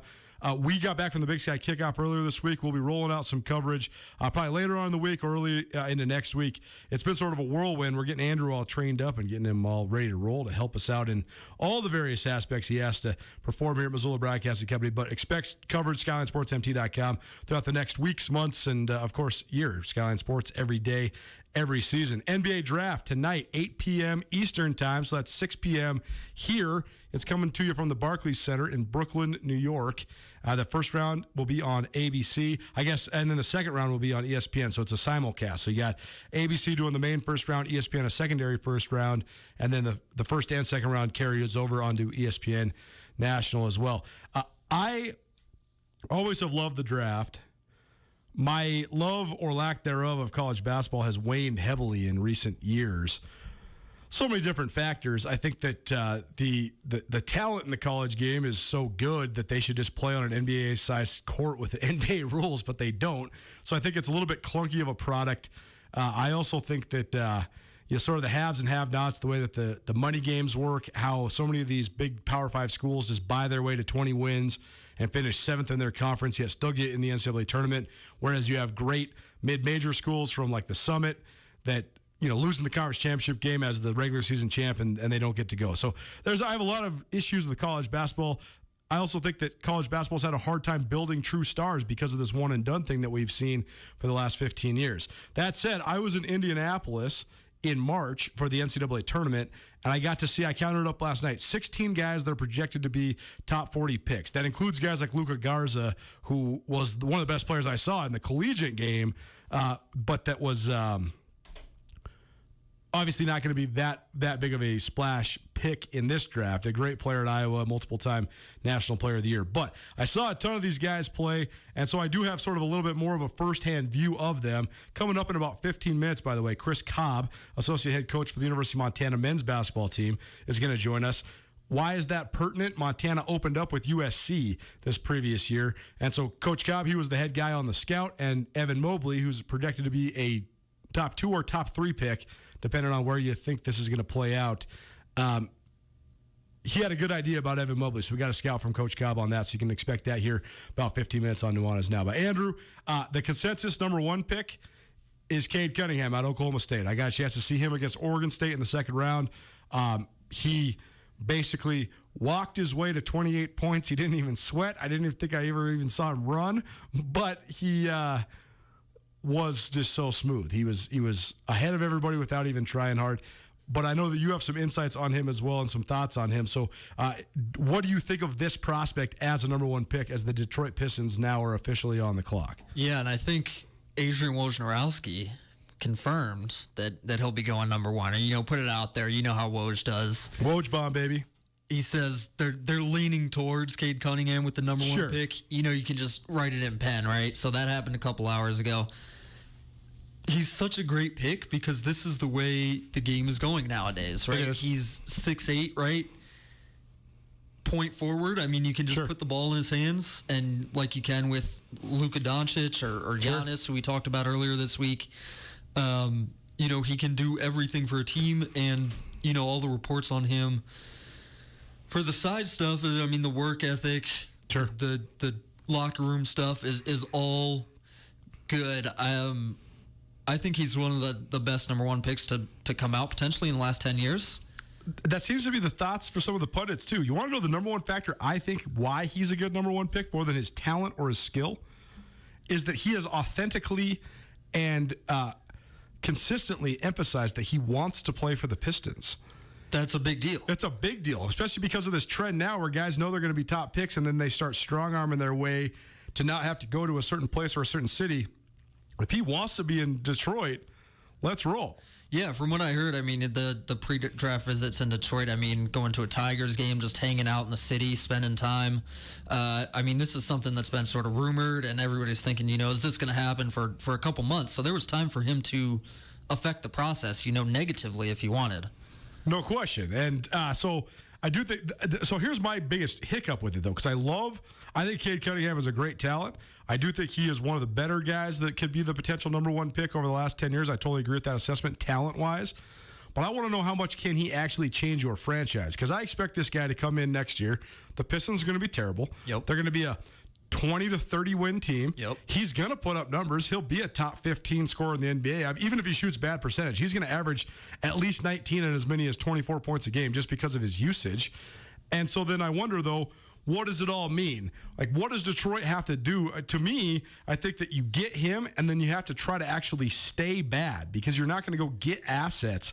But if you could stay bad while developing him and then get one more guy to draft, now all of a sudden you have a core, and maybe you can get somebody to stay. I think that's the most likely scenario. Even for as good as Cade Cunningham is, he is not, probably a Luka Doncic level prospect. Right? Well, and even Luka Doncic wasn't going to the playoffs in his rookie year. Right. Your scenarios are either you're going to be terrible again next year, or Cade Cunningham is just so transcendent that he drags you up towards 500 and you're competing for the playoffs. There's not a bad outcome there, right? That's exactly right. There isn't a bad outcome. Either one of those outcomes are absolutely money in the bank. That's exactly true. Nuanez now, 102.9 ESPN Missoula, SWX Montana Television. Andrew Houghton in studio with me, Colter Nuanez. It is the Northwest Motorsport studio. Northwest Motorsport, new to Missoula, corner of Stevens and Mount here in Missoula. You can also find them online, nwmsrocks.com. That's nwmsrocks.com. So you know me. You've hung out with me, worked with me, been friends with me for a long time now. And I pride myself on being young at heart all the time. And I hardly ever find myself thinking, man, I feel old. Well, I felt old the other day. I was sitting at, this was, I guess, the weekend after 4th of July. I was up at my buddy's cabin up at Flathead. I was just laying on the dock reading my Sports Illustrated.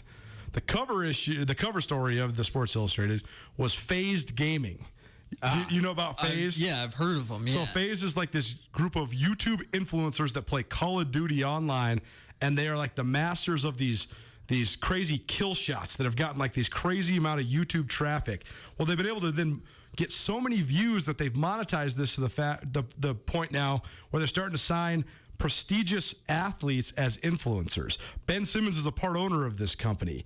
I think, who else? Josh Hart is a part owner of this company. I think Kentavious Caldwell-Pope. There's a lot of NBA guys involved in this company. This company now has Kyler Murray and Bronny James, LeBron James's son, as endorsers and members of the team. But that's all to say then. So I was reading the Sports Illustrated. I read this whole article about this $400 million startup that is kids playing video games. My mind is blown. But then I continue to feel old because I love the NBA, and I pride myself on knowing as much as I can about the NBA. And I had no idea about this NBA G League super team. The Ignite. I had no clue. So that was the other article in the Sports Illustrated. This was like the Sports Illustrated for 34-years-olds that think that they're still young. It was just blowing my mind. So explain the Ignite, because I can't even really articulate it. I've only read one article about it. It's like you said. It's a super team of kids who should be, in their first year of college, right? Who have graduated high school. This is the NBA's secondary path to saying, go to college for a year, right? Because we know all the controversy around the one and done rule. We know that people are saying, why are you making these kids go to college for a year? This was the NBA's sort of response to that, where they say, okay, you can't play in the NBA, but you don't have to go to college. You can come play in the G League. There's a team with, 4 or 5 draft prospects on it, kids 1 year out of high school, with a bunch of NBA vets on it to sort of teach them the ropes, teach them, not only the game, but just how to survive with the pro schedule and stuff. You're going to go and play against professionals. You'll make some money. And so we're going to talk about Jalen Green probably here in a second. There were, 4 or 5 really highly touted high school prospects who decided, I want to do this instead. And that's the NBA's way of sort of, I think appealing to the kids and the youth movement and the kids who don't want to go to college for a year. They don't see the point of it, right? You're coming out, Jalen Green could have been a top 5 pick last year, right? So this way he gets to make some money, learn how to play the program. Clearly didn't hurt his draft stock. And I just find this fascinating because, and I know I've been railing and ranting about this. This is another criticism I have of college basketball, especially high-level college basketball. 95% of the best guys coming out of high school right now for sure know that they are lottery picks the day that they declare for the draft. They just have to go to college. So it makes the whole facade of them being student athletes. I mean, dude, like Ben Simmons was talking about this, right? Saying. Remember this Yeah. a couple years ago? He's like, why am I going to class? When he was at LSU for a year. I mean, Derrick Rose basically had somebody take his SAT for him. They didn't even get done with the investigation by the time he was already gone from Memphis. He took 3 classes, count them, 3 classes his fall semester, and then dropped out of school. And I'm not dogging this kid at all. He was the number 1 overall pick. But you should have just let him. Have to. That's what I'm saying. Just let him be the number 1 overall pick. Because, I mean, I get education is important. I'm not trying to demean your education. And if you are a Division I college basketball player and you don't know that you're a lottery pick already, you're not. And so just go to class. And I think that should be the way it goes. But I think that it muddies the waters, but it just completely throws salt in the face of the fact that these guys are sort of collegiate athletes. They're not. Just let them go pro. So that's what the NBA is doing now. And that's what the Ignite is. And exactly, that's what the Ignite is it's an opportunity for these guys to then sort of learn the pro lifestyle, not have this facade of being in college, and also make $125,000 because that's the minimum salary. And I think the NBA sort of saw that, the kids like Brandon Jennings going overseas for a year instead of going to college was the first guy who did it. But like RJ Barrett going to Australia, they were like, oh, these kids aren't going to be in college anyway. Why not still have them stateside and, get some eyeballs and some publicity about it? And it makes evaluation easier. That's the other thing, right? Like Sure. Jalen Green, if he'd gone to Duke while you're playing, non-conference schedule, you're playing the dregs of the ACC, how much can you tell about Jalen Green if he's averaging, he scores 25 points against, For sure. Florida State or somebody. And Florida State was good this year, but you know what I'm saying. 100%. You have a tape of him playing against professional players, playing with professional players, being coached by a professional coach, learning a professional offense. I think that's a win-win for the teams, too. Ryan Tutel and I did this once upon a time. Don't quote me on the absolute specifics of the numbers, but I believe there was somewhere between 40 and 50 guys that came out of high school between 1995 and the last high school year, which I believe was 2006. I think it was 2006 because the following year was the Greg Oden, Kevin Durant year, and those guys would have just gone straight out of high school if it wasn't for that. I believe it was 2005 or 2006. Dwight Howard was the number 1 pick in 2005. I remember that definitively. Yep. But I believe the next year, which had like Kendrick Perkins in it, was the last high school draft. So regardless, we're talking about a 10-year span, about 40 to 50 guys, so 4 to 5 guys a year went to the draft. Tutel and I went through these and evaluated. You had about a 65% chance of being an adequate to good NBA player. You had about a 40% chance of being an all-star. And you had about a 20% chance of being a straight-up Hall of Famer as a guy that came out of high school. Because guess what? You're going to the NBA out of high school. You are ridiculously talented. Like, Kevin Garnett has to absolutely, there's no real way he can't be at least a sort of adequate player unless a full catastrophe happens, right? Yeah, the thing with Kevin Garnett and Kobe Bryant and whomever, going to college for a year is not going to help them, No, right. It's not like they're going to fail. LeBron James averaged 22 points per game when he was 18 years old. They're not going to fail if they don't go to college for a year and take classes and get yelled at by Mike Krzyzewski or something, So yeah, but do you? So what I'm saying is that the one and done is so stupid because the whole argument has always been these kids are too young, they need a year in college. No, what it really was is the NBA wanted to build these kids' brands not with their money. Let Duke and North Carolina and UCLA and NC State build the brand. And then you also get a little bit of valuation. But now it seems the NBA is figuring out that teaching kids how to be a professional, like they do in the G League, empowering kids with money and actually saying, hey, you have to be a pro. You have to be here at this time. Your job is basketball. Screw history class. Your job is basketball. It just seems like this is the next step. And I know that the one and done is going away here, next year or 2 years from now? It should be next year. Next year. Next year's the double draft. Next year's the draft where everybody's trying to get picks. That's right. It's the double draft. So the guys that are the one and dones from this upcoming college class, as well as the high school guys, will both be available in the first round. So I do think that's interesting. Nuanez now, 102.9 ESPN Missoula, SWX Montana Television. Andrew Houghton in studio with me, Colter Nuanez, talking all things NBA Draft. NBA Draft's tonight, 6 p.m. here, Mountain Standard Time in Montana. You can find it on ABC for the first round. So all of that conversation then is to say about the G League and this G League Ignite team is that many of these guys that are projected as lottery picks, including Jalen Green, who's a projected top 3 pick, as well as Jonathan Kuminga, both those guys are projected top 5 picks, and there's a couple other guys from the G League, including Isaiah Todd, that are expected to be first-round picks as well. So, the fact this is the first year of this experiment, if Jalen Green really goes 2, 3, or 4, the experiment worked, right? These guys did.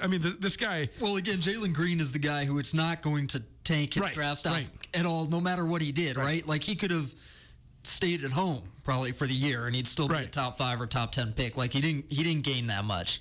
But yeah, I think you say it's a success.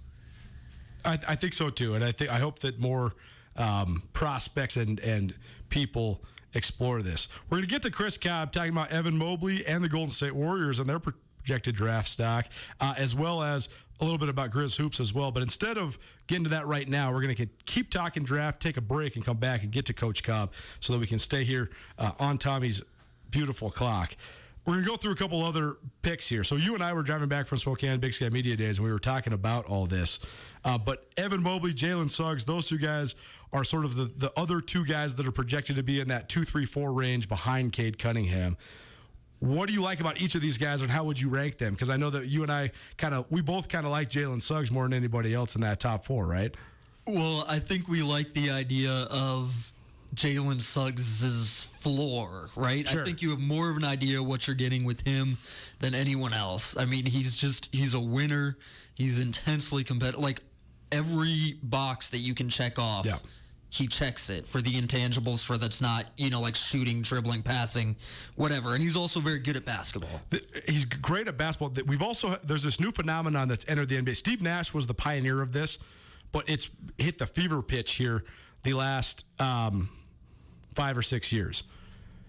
If you have the certain skill set where you play on the ball and you can run the high pick and roll, and you have great skill in each of the elements of the high pick and roll, whether it's a pull-up 3, a pull-up jump shot, a pass, a get to the rim, whatever, then if you already have that, but you're not running that as much in college, you can actually take a jump in a certain level in the NBA. Steph Curry did it. He was as great in college. He was better in the NBA right away because of the style. Damian Lillard did it.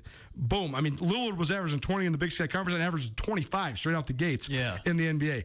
I don't know if Suggs quite has the shooting of those guys I just named, but other than that, his decision making, he's not quite as fast as Trae Young. He's not really as quite a good a shooter, but he's going to benefit from the style of the NBA.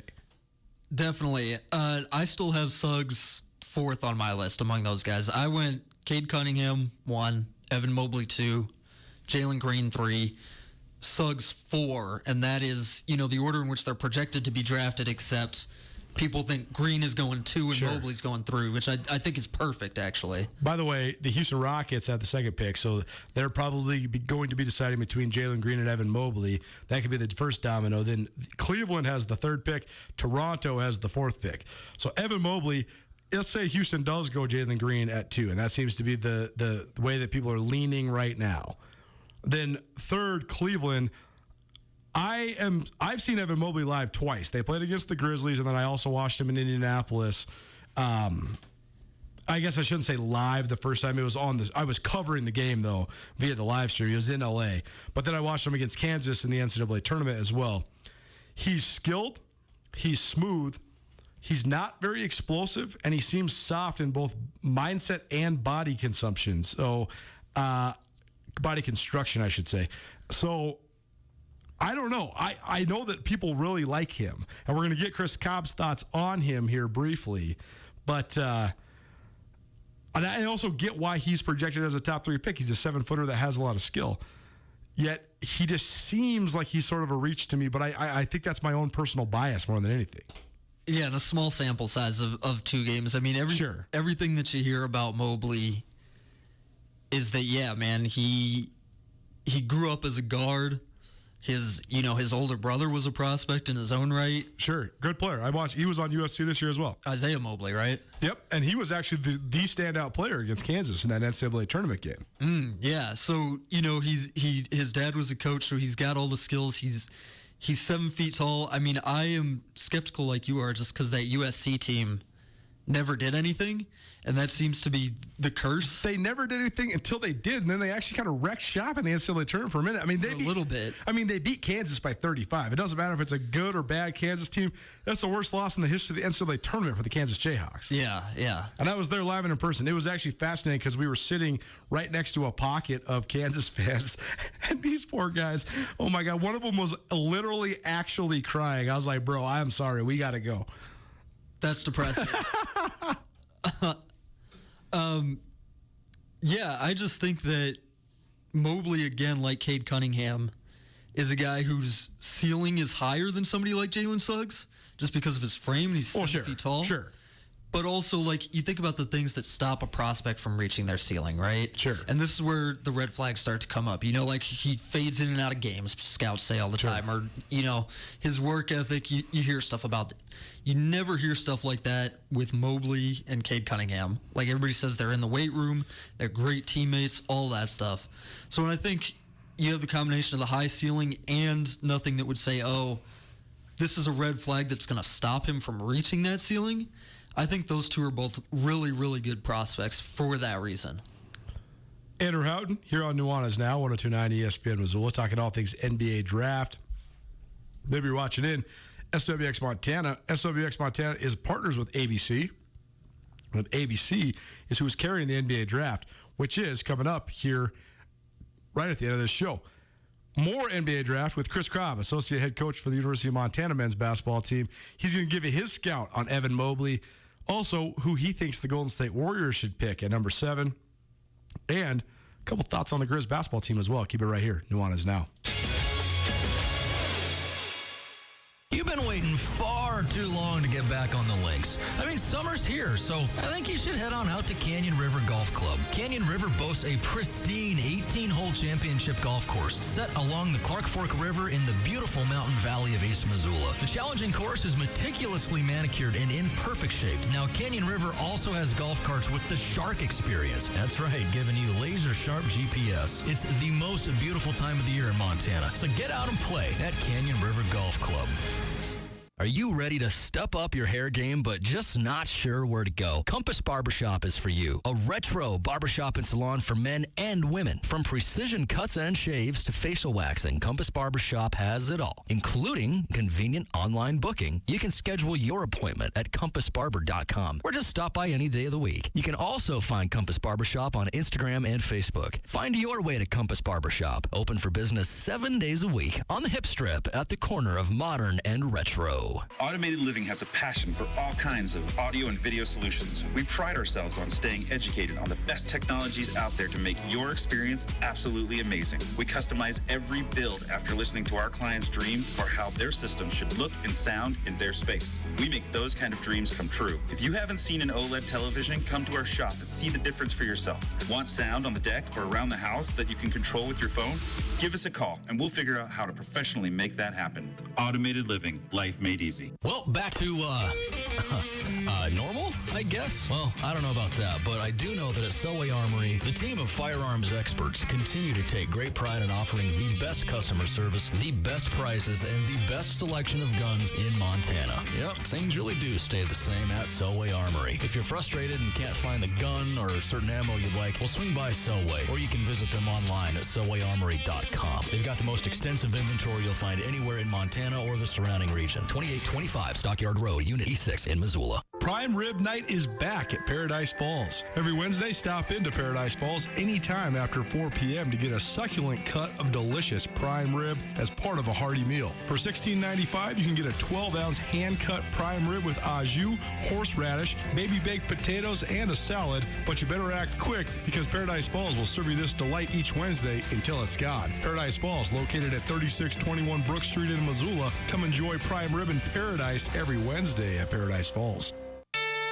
Blaine McElmurray knows what you can achieve through hard work as an athlete from a small town in Montana. The Troy native rose up to become an All-American safety for the Grizzlies on UM's 95 National Championship team before spending time playing in the NFL. McElmurray has also used those values in his work at McElmurray Homes. Since 2003, McElmurray Homes has helped contract and subcontract some of the Garden City's finest houses. McElmurray Homes is committed to offering quality custom service, quality products, and the best prices throughout any project. And McElmurray Homes is also a proud supporter of high school athletes around the state of Montana. It's Nuanez now on 102.9 ESPN Missoula. Watch the show statewide on SWX Montana Television.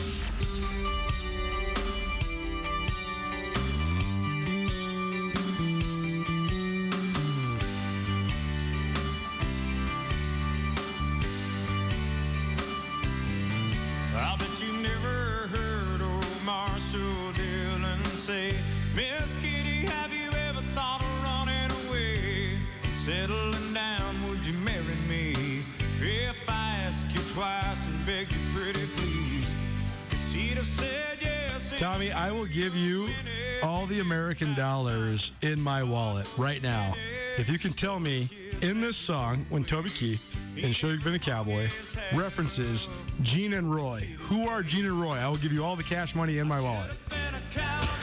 Old school TV show, I guess. But you don't have any money anyway. I do. So. I have $48 in my wallet, and you just blew it. Gene Autry and Roy Rogers is the right answer. Oh, all right. Well, remember, Coulter, I'm just a dumb... He wanted to answer. Mike Smith had it. I knew he did. I'm just a dumb baby millennial who knows nothing, Coulter.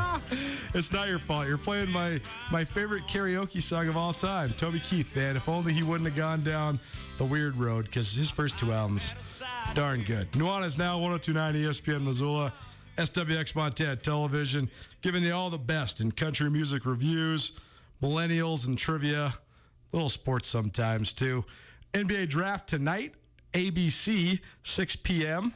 It's going to be a fun one. We also have the Missoula Paddleheads game here tonight on ESPN Missoula, 102.9 FM. Starting about 6:45 for the pregame and about 7:05 for first pitch. Paddleheads got bit last night, actually. I feel like all we ever say every day on this show. Paddleheads won again last night. The Paddleheads had 6 consecutive runs, and they won for the 14th straight time. Yada, yada, yada. 41-16 coming into last night's game. But Grand Junction, the Rockies, first appearance ever in Missoula. They bit the Paddleheads last night. So Paddleheads back in action tonight, though, and we'll continue to give you Paddleheads tickets. I got tickets for Saturday and Sunday, Monday games for tomorrow's show as well. So doled out yesterday and today's games, but tomorrow, tune in, Nuanez now. We'll have Paddleheads tickets for you as well. It is the MLB trade deadline on Friday, so we're going to hear from Chris Cobb, associate head coach from the University of Montana men's basketball team, talking NBA draft, specifically Evan Mobley, the big prospect from USC, expected to go in the top 3. Grizz played USC earlier this year, so Coach Cobb, good insights on that. But before we get to that, Andrew Houghton in studio with me, Coulter Nuanez, and we're talking not only NBA draft, but also it's the trade deadline on Friday. And Andrew, for those that are just learning the specifics, he's from Washington, D.C., so he's a big Nationals guy. Max Scherzer has been on the block, and there's been some reports that he's been traded, but really nobody knows for who, for what, to where, what's going on. Reportedly traded to the Padres. Oh, Sean Rainey is just Sean Rainey has already tweeted about this. Oh, God, here we go. He actually is not sure if he's loving it yet because nobody has any idea who the Padres are trading for Max Scherzer here. Sure. But this is the magic of the MLB trade deadline, Coulter. Right. I know that both Sean and I have been staring at our phones all afternoon, frantically refreshing Twitter, just waiting to see what the news is. That's been going on across the country, I'm sure. Seattle Mariners fans are waiting to see if Jerry Dipoto will do something to redeem the Kendall Graveman trade, which I know went over pretty badly in Seattle. Yeah, not good. Anthony Rizzo's on the way to the Yankees, adding to their acquisition of Joey Gallo. Joey Gallo for the Yankees is a big pickup from the Texas Rangers. I was wondering if the Yankees were going to be buyers. I knew the Yankees were going to be buyers. I shouldn't say I was wondering, but I didn't know how hard they were going to go at it. They're going at it hard. There's always a surprise when you get into it. Nobody would have thought that this Yankees team, which has not been good, they're way behind the Red Sox in the division right now. Right. But yeah, they decided to make the biggest splash. Of course, San Diego. AJ Preller loves making big splashes. He's been making moves for 18 months. He's been making moves for 10 years, That's true. What? Any other deals that have happened before we get to Chris Cobb, associate head coach, University of Montana men's basketball? Nothing big, I think, that's gone through now. We'll keep you apprised. We'll also have Legion baseball scores for you before the show is done. Nuanez now 102.9 ESPN Missoula. State AA baseball championships for American Legion taking place up in Great Falls here over the next couple days. The Missoula Mavs posted a 7-3 victory over the Great Falls Chargers last night to move on. Helena Senators blasted Bozeman 10-0, and the Billings Scarlets beat the Kalispell Lakers 3-1. The Billings Royals had a bye. So we'll give you a score. That was from yesterday. We'll give you scores from today when we get them. But first, Chris Cobb, University of Montana men's basketball. Grizz played USC to open their season this past season. Evan Mobley projected as a top 3 pick in this upcoming NBA draft tonight, and he was the feature piece for USC earlier this year when the Grizz took them on in L.A. Well, happy now. Good friend of this show, but somebody that hasn't been on in a little while. Montana Associate Head Men's Basketball Coach Chris Cobb joining us here on Nuanez now. And, Coach, it's been a minute since we caught up with you. We're going to talk multiple different things. NBA draft, specifically Evan Mobley, a guy you played with, or I guess played against to open this last season. Maybe some Golden State Warriors and some Grizz hoops, but thanks so much for taking the time, and how you been? I've been good, Coulter. Thanks for having me on. I do wish that the first comment you made would play with was accurate. That would have made things a hell of a lot easier that night. Been doing good. We've been busy, and as things have kind of gotten lifted, we've spent a lot of time on the road, going out recruiting for the first time in what seems like 5 years. Right? There's been literally, I think, about 18 months or so. So it's nice to see some kids that aren't on film and go evaluate basketball and kind of do what we do and all that, and be around our players. So it's been good. It's been good. Seems like a lifetime ago, University of Montana opened up its basketball season, this most recent campaign in Los Angeles against USC. It was sort of a full circle event for Riley Corkin and I, because we went to the big dance in Indianapolis, and the last of the 14 games we saw live was watching USC drub Kansas. And we kind of left the arena awestruck, thinking, wow, that USC team's even better than when they played Montana. And haven't seen Kansas lose by 30 pretty much ever in the NCAA tournament.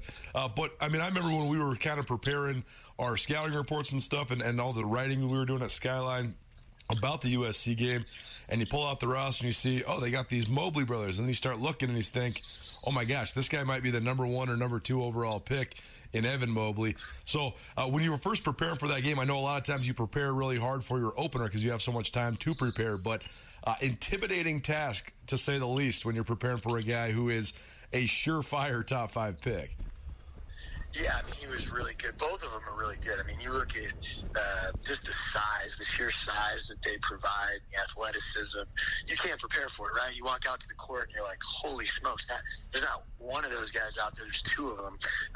And then I think just their ability to understand the game and make the right plays is really at a high level, and obviously it shows from where they're going to get drafted, where Evan specifically will get drafted this year. So, they're both really good. Evan, his size, his athleticism, I think just the pressure he puts on you on the offensive end, his defensive ability, his shot blocking, his rebounding is probably what, I think probably excites teams the most. And then you take the chance on, the offensive game really developing at 7 feet tall and kind of figuring it out. But I think, he changes the game so much on the offensive end for the opponents that it's something that these NBA teams are probably salivating over. NBA draft always brings up comparisons. We always love to say this guy reminds us of this guy. This guy is the next this guy.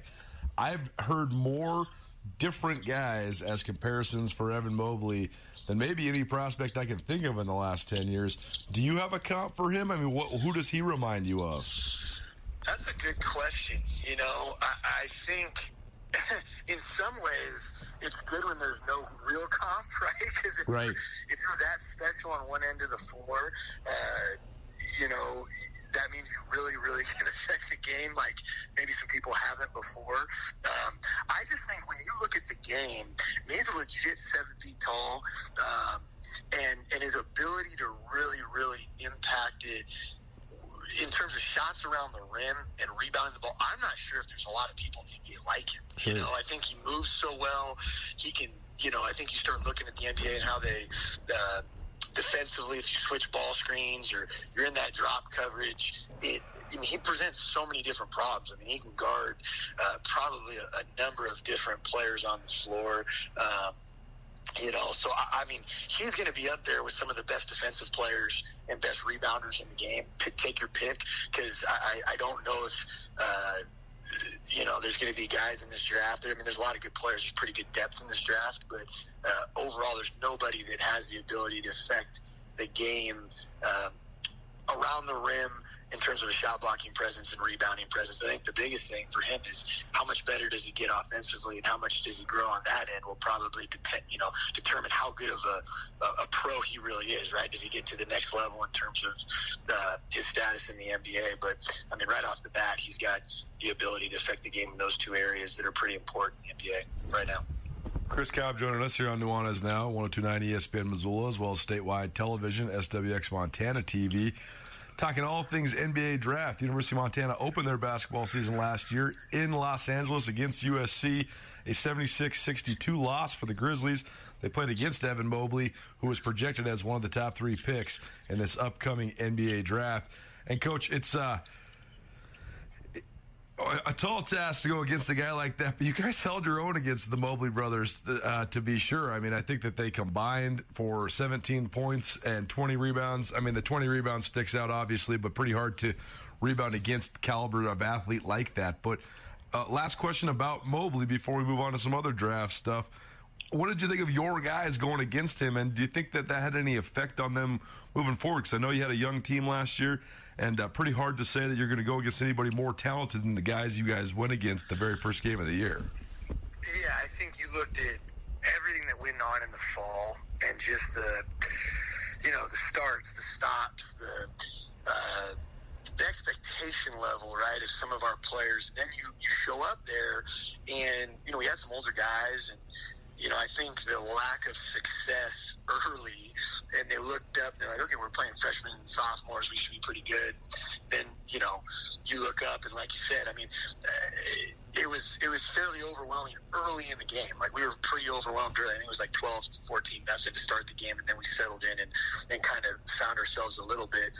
And I think anytime you play those games with a new team, with guys that haven't worn Montana jerseys, it's pretty tough, and it makes it a little bit more challenging because you still don't really know, right? You're looking up and you're saying, okay, we got USC, and then we go play Southern Utah for 2. You still really don't know who you are as a basketball team against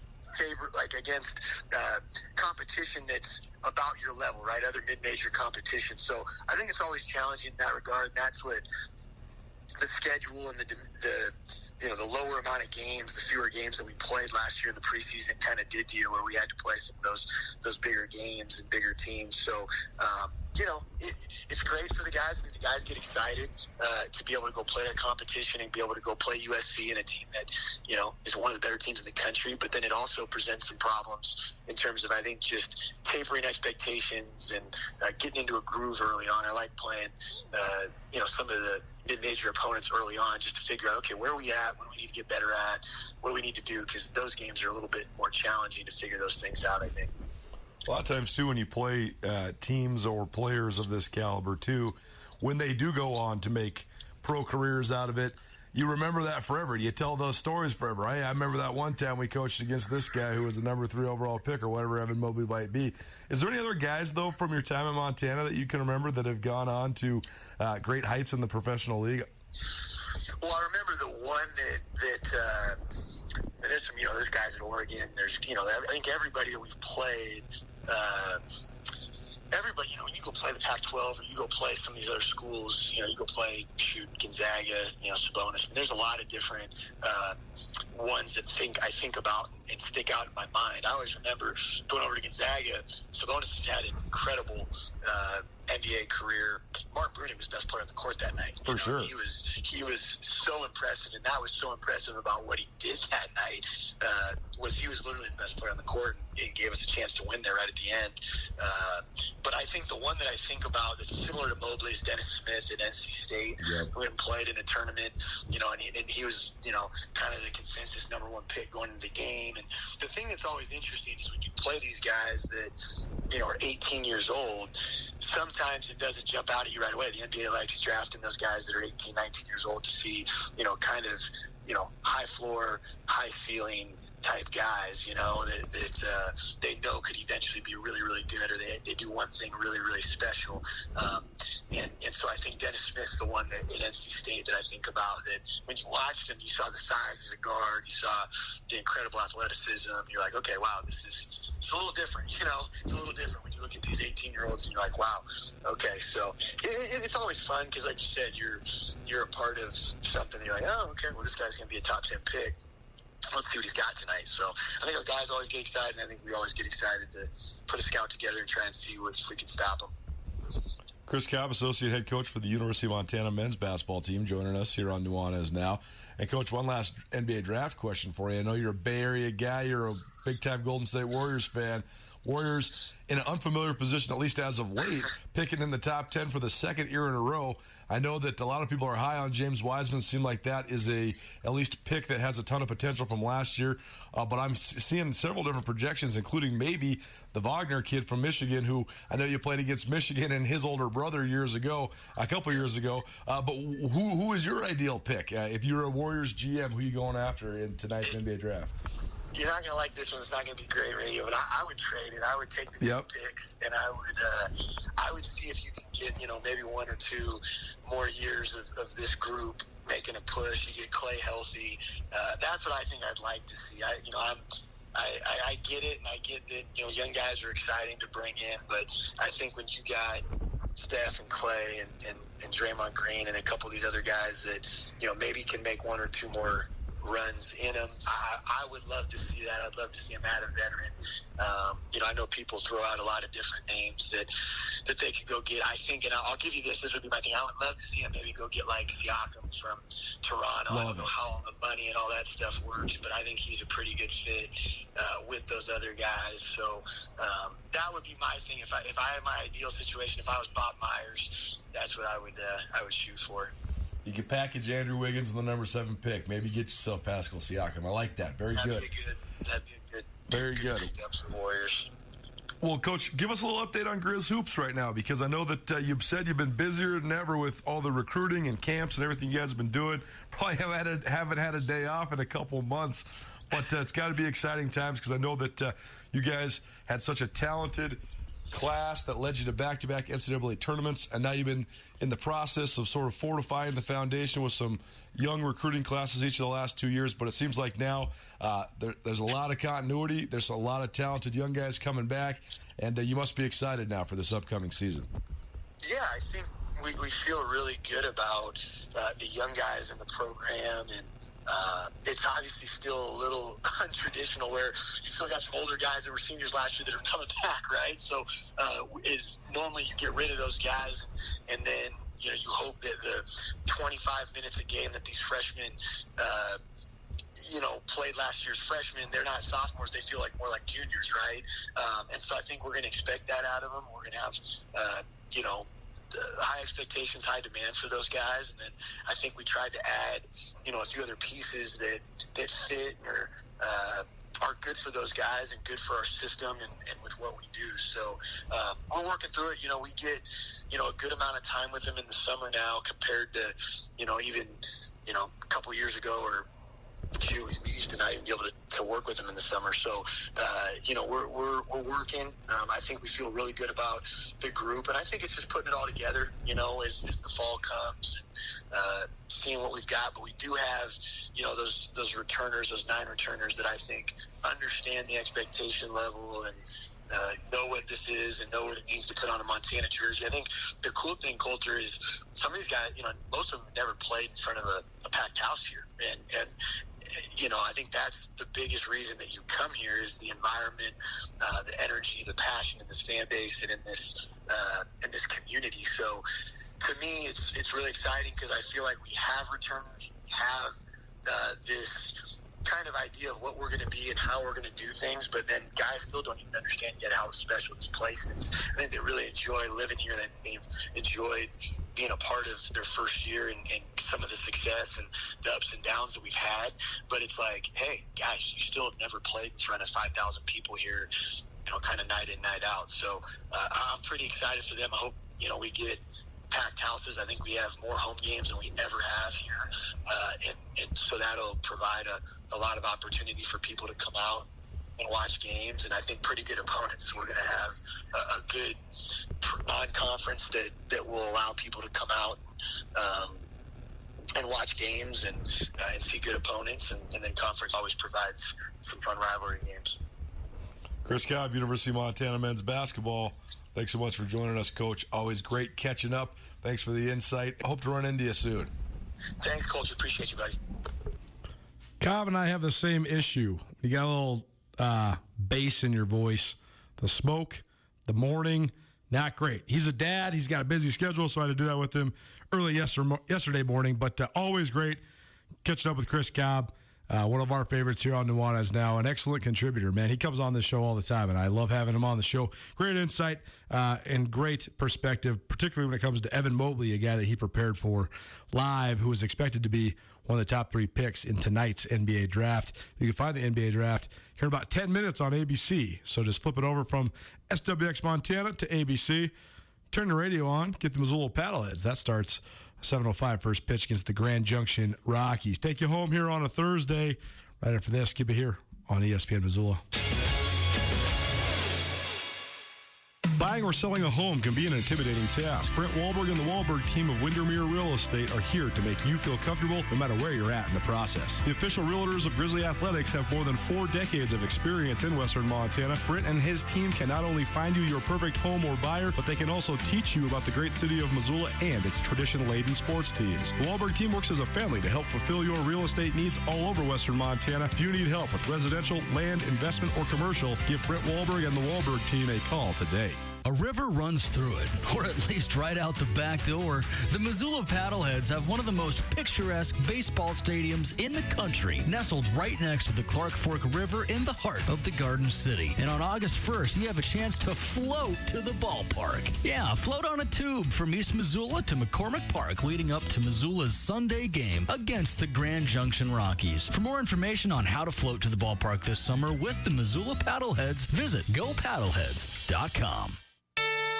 Wayne McElmurray knows what you can achieve through hard work as an athlete from a small town in Montana. The Troy native rose up to become an All-American safety for the Grizzlies on UM's 95 National Championship team before spending time playing in the NFL. McElmurray has also used those values in his work at McElmurray Homes. Since 2003, McElmurray Homes has helped contract and subcontract some of the Garden City's finest houses. McElmurray Homes is committed to offering quality custom service, quality products, and the best prices throughout any project. And McElmurray Homes is also a proud supporter of high school athletes around the state of Montana. although it might sound daunting, getting your wisdom teeth out is just a part of life. No matter when you might need your wisdom teeth extracted, Dr. Gene Morris at Oral Surgical Associates in Missoula is the man you need to see. Dr. Morris has extensive experience and a reputation as a surgeon who's both gentle and detailed, and will make your wisdom teeth extraction process seem like a breeze. When you need your wisdom teeth removed, put your trust in Dr. Gene Morris at Oral Surgical Associates of Missoula. Like most Montanans, we love a good steak. And because we're the Montana Club, we take the steaks we serve very seriously. We're confident to say that our custom grilled steaks are as good a steak as you're going to get. Now we're proud to add regionally sourced, naturally raised Castle Rock bison ribeye to our selection. And remember, the Montana Club steak entrees include the sides. Come into the Montana Club today for an unrivaled steak experience. The Montana Club on Brooks and North Reserve, Missoula. It's Nuanez now on 102.9 ESPN Missoula. Watch the show statewide on SWX Montana Television.